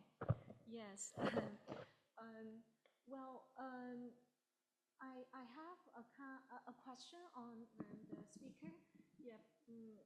Well, so it seems that in my mind, in my opinion, art should be basically created by heart. However, today I'm very shocked to learn that art, especially say honest art, could be made by science, by data, by algorithm. I don't know whether I understand this lecture correctly or not. And so, and this process of creating art, theater or music seems that give me an upset feeling. and what's the human involvement in this process? And if this kind of job and moves forward, now I know this is, now science is developing so rapidly and in our life, and it seems that it is replacing a lot and a lot of human, and work, and I feel sad, and I don't know in what way this so-called involvement or integration of science with the production of art, and how far it will go. And so, I don't know, yes, just put forward a little bit of my doubt. Thank you for this question, please. Yeah, 我是这样子，就是说，科学它有一个非常有意思的地方，就是说它要提出问题，而且要提出好问题，然后你通过各种各样的证明和试验来验证这个问题，而且不仅要自己的实验室的团队能够验证，还要有其他的同仁验证。那么这个整个的过程是一个很理性的过程，有可能您会觉得说，就是有点就是距离这种感性的从心里出来的，但是它一样是从心里出来的呀。就是这是一个思维方式，这就是一个怎么讲？所以说超学科的重要性，而且不仅仅只是交叉学科，要超学科。所以，那么这个时候又要来问另外一个问题：那么我怎么能会感觉到他很感动，但别的人不感动呢？对不对？所以我觉得对于创作。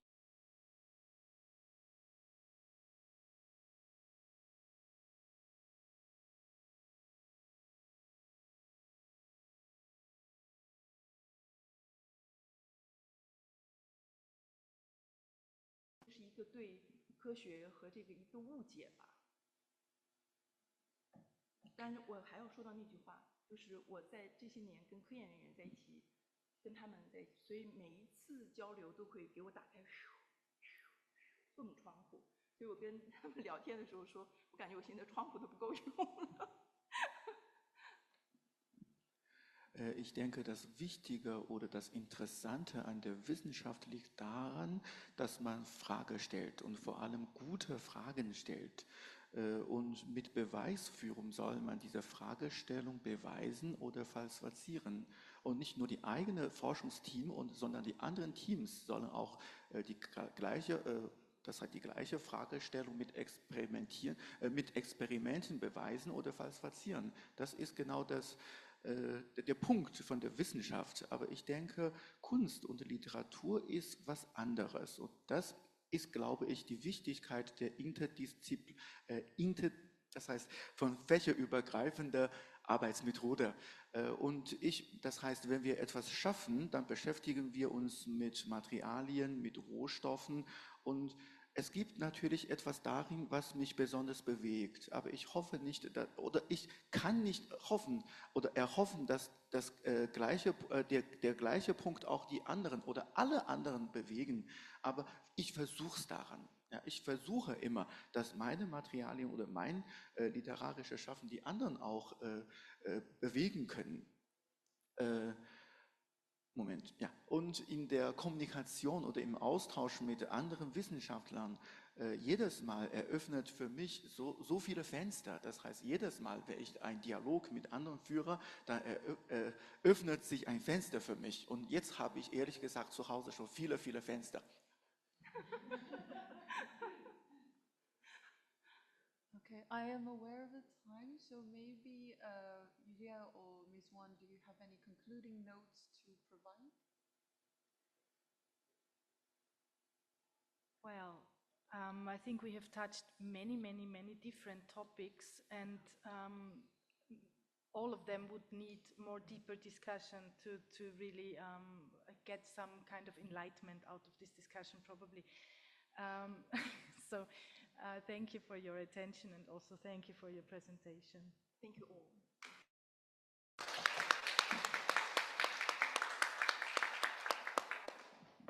And I think we meet in a different room in the afternoon. Yes. Yeah, so we'll move. So in the afternoon, we're in a different room. Don't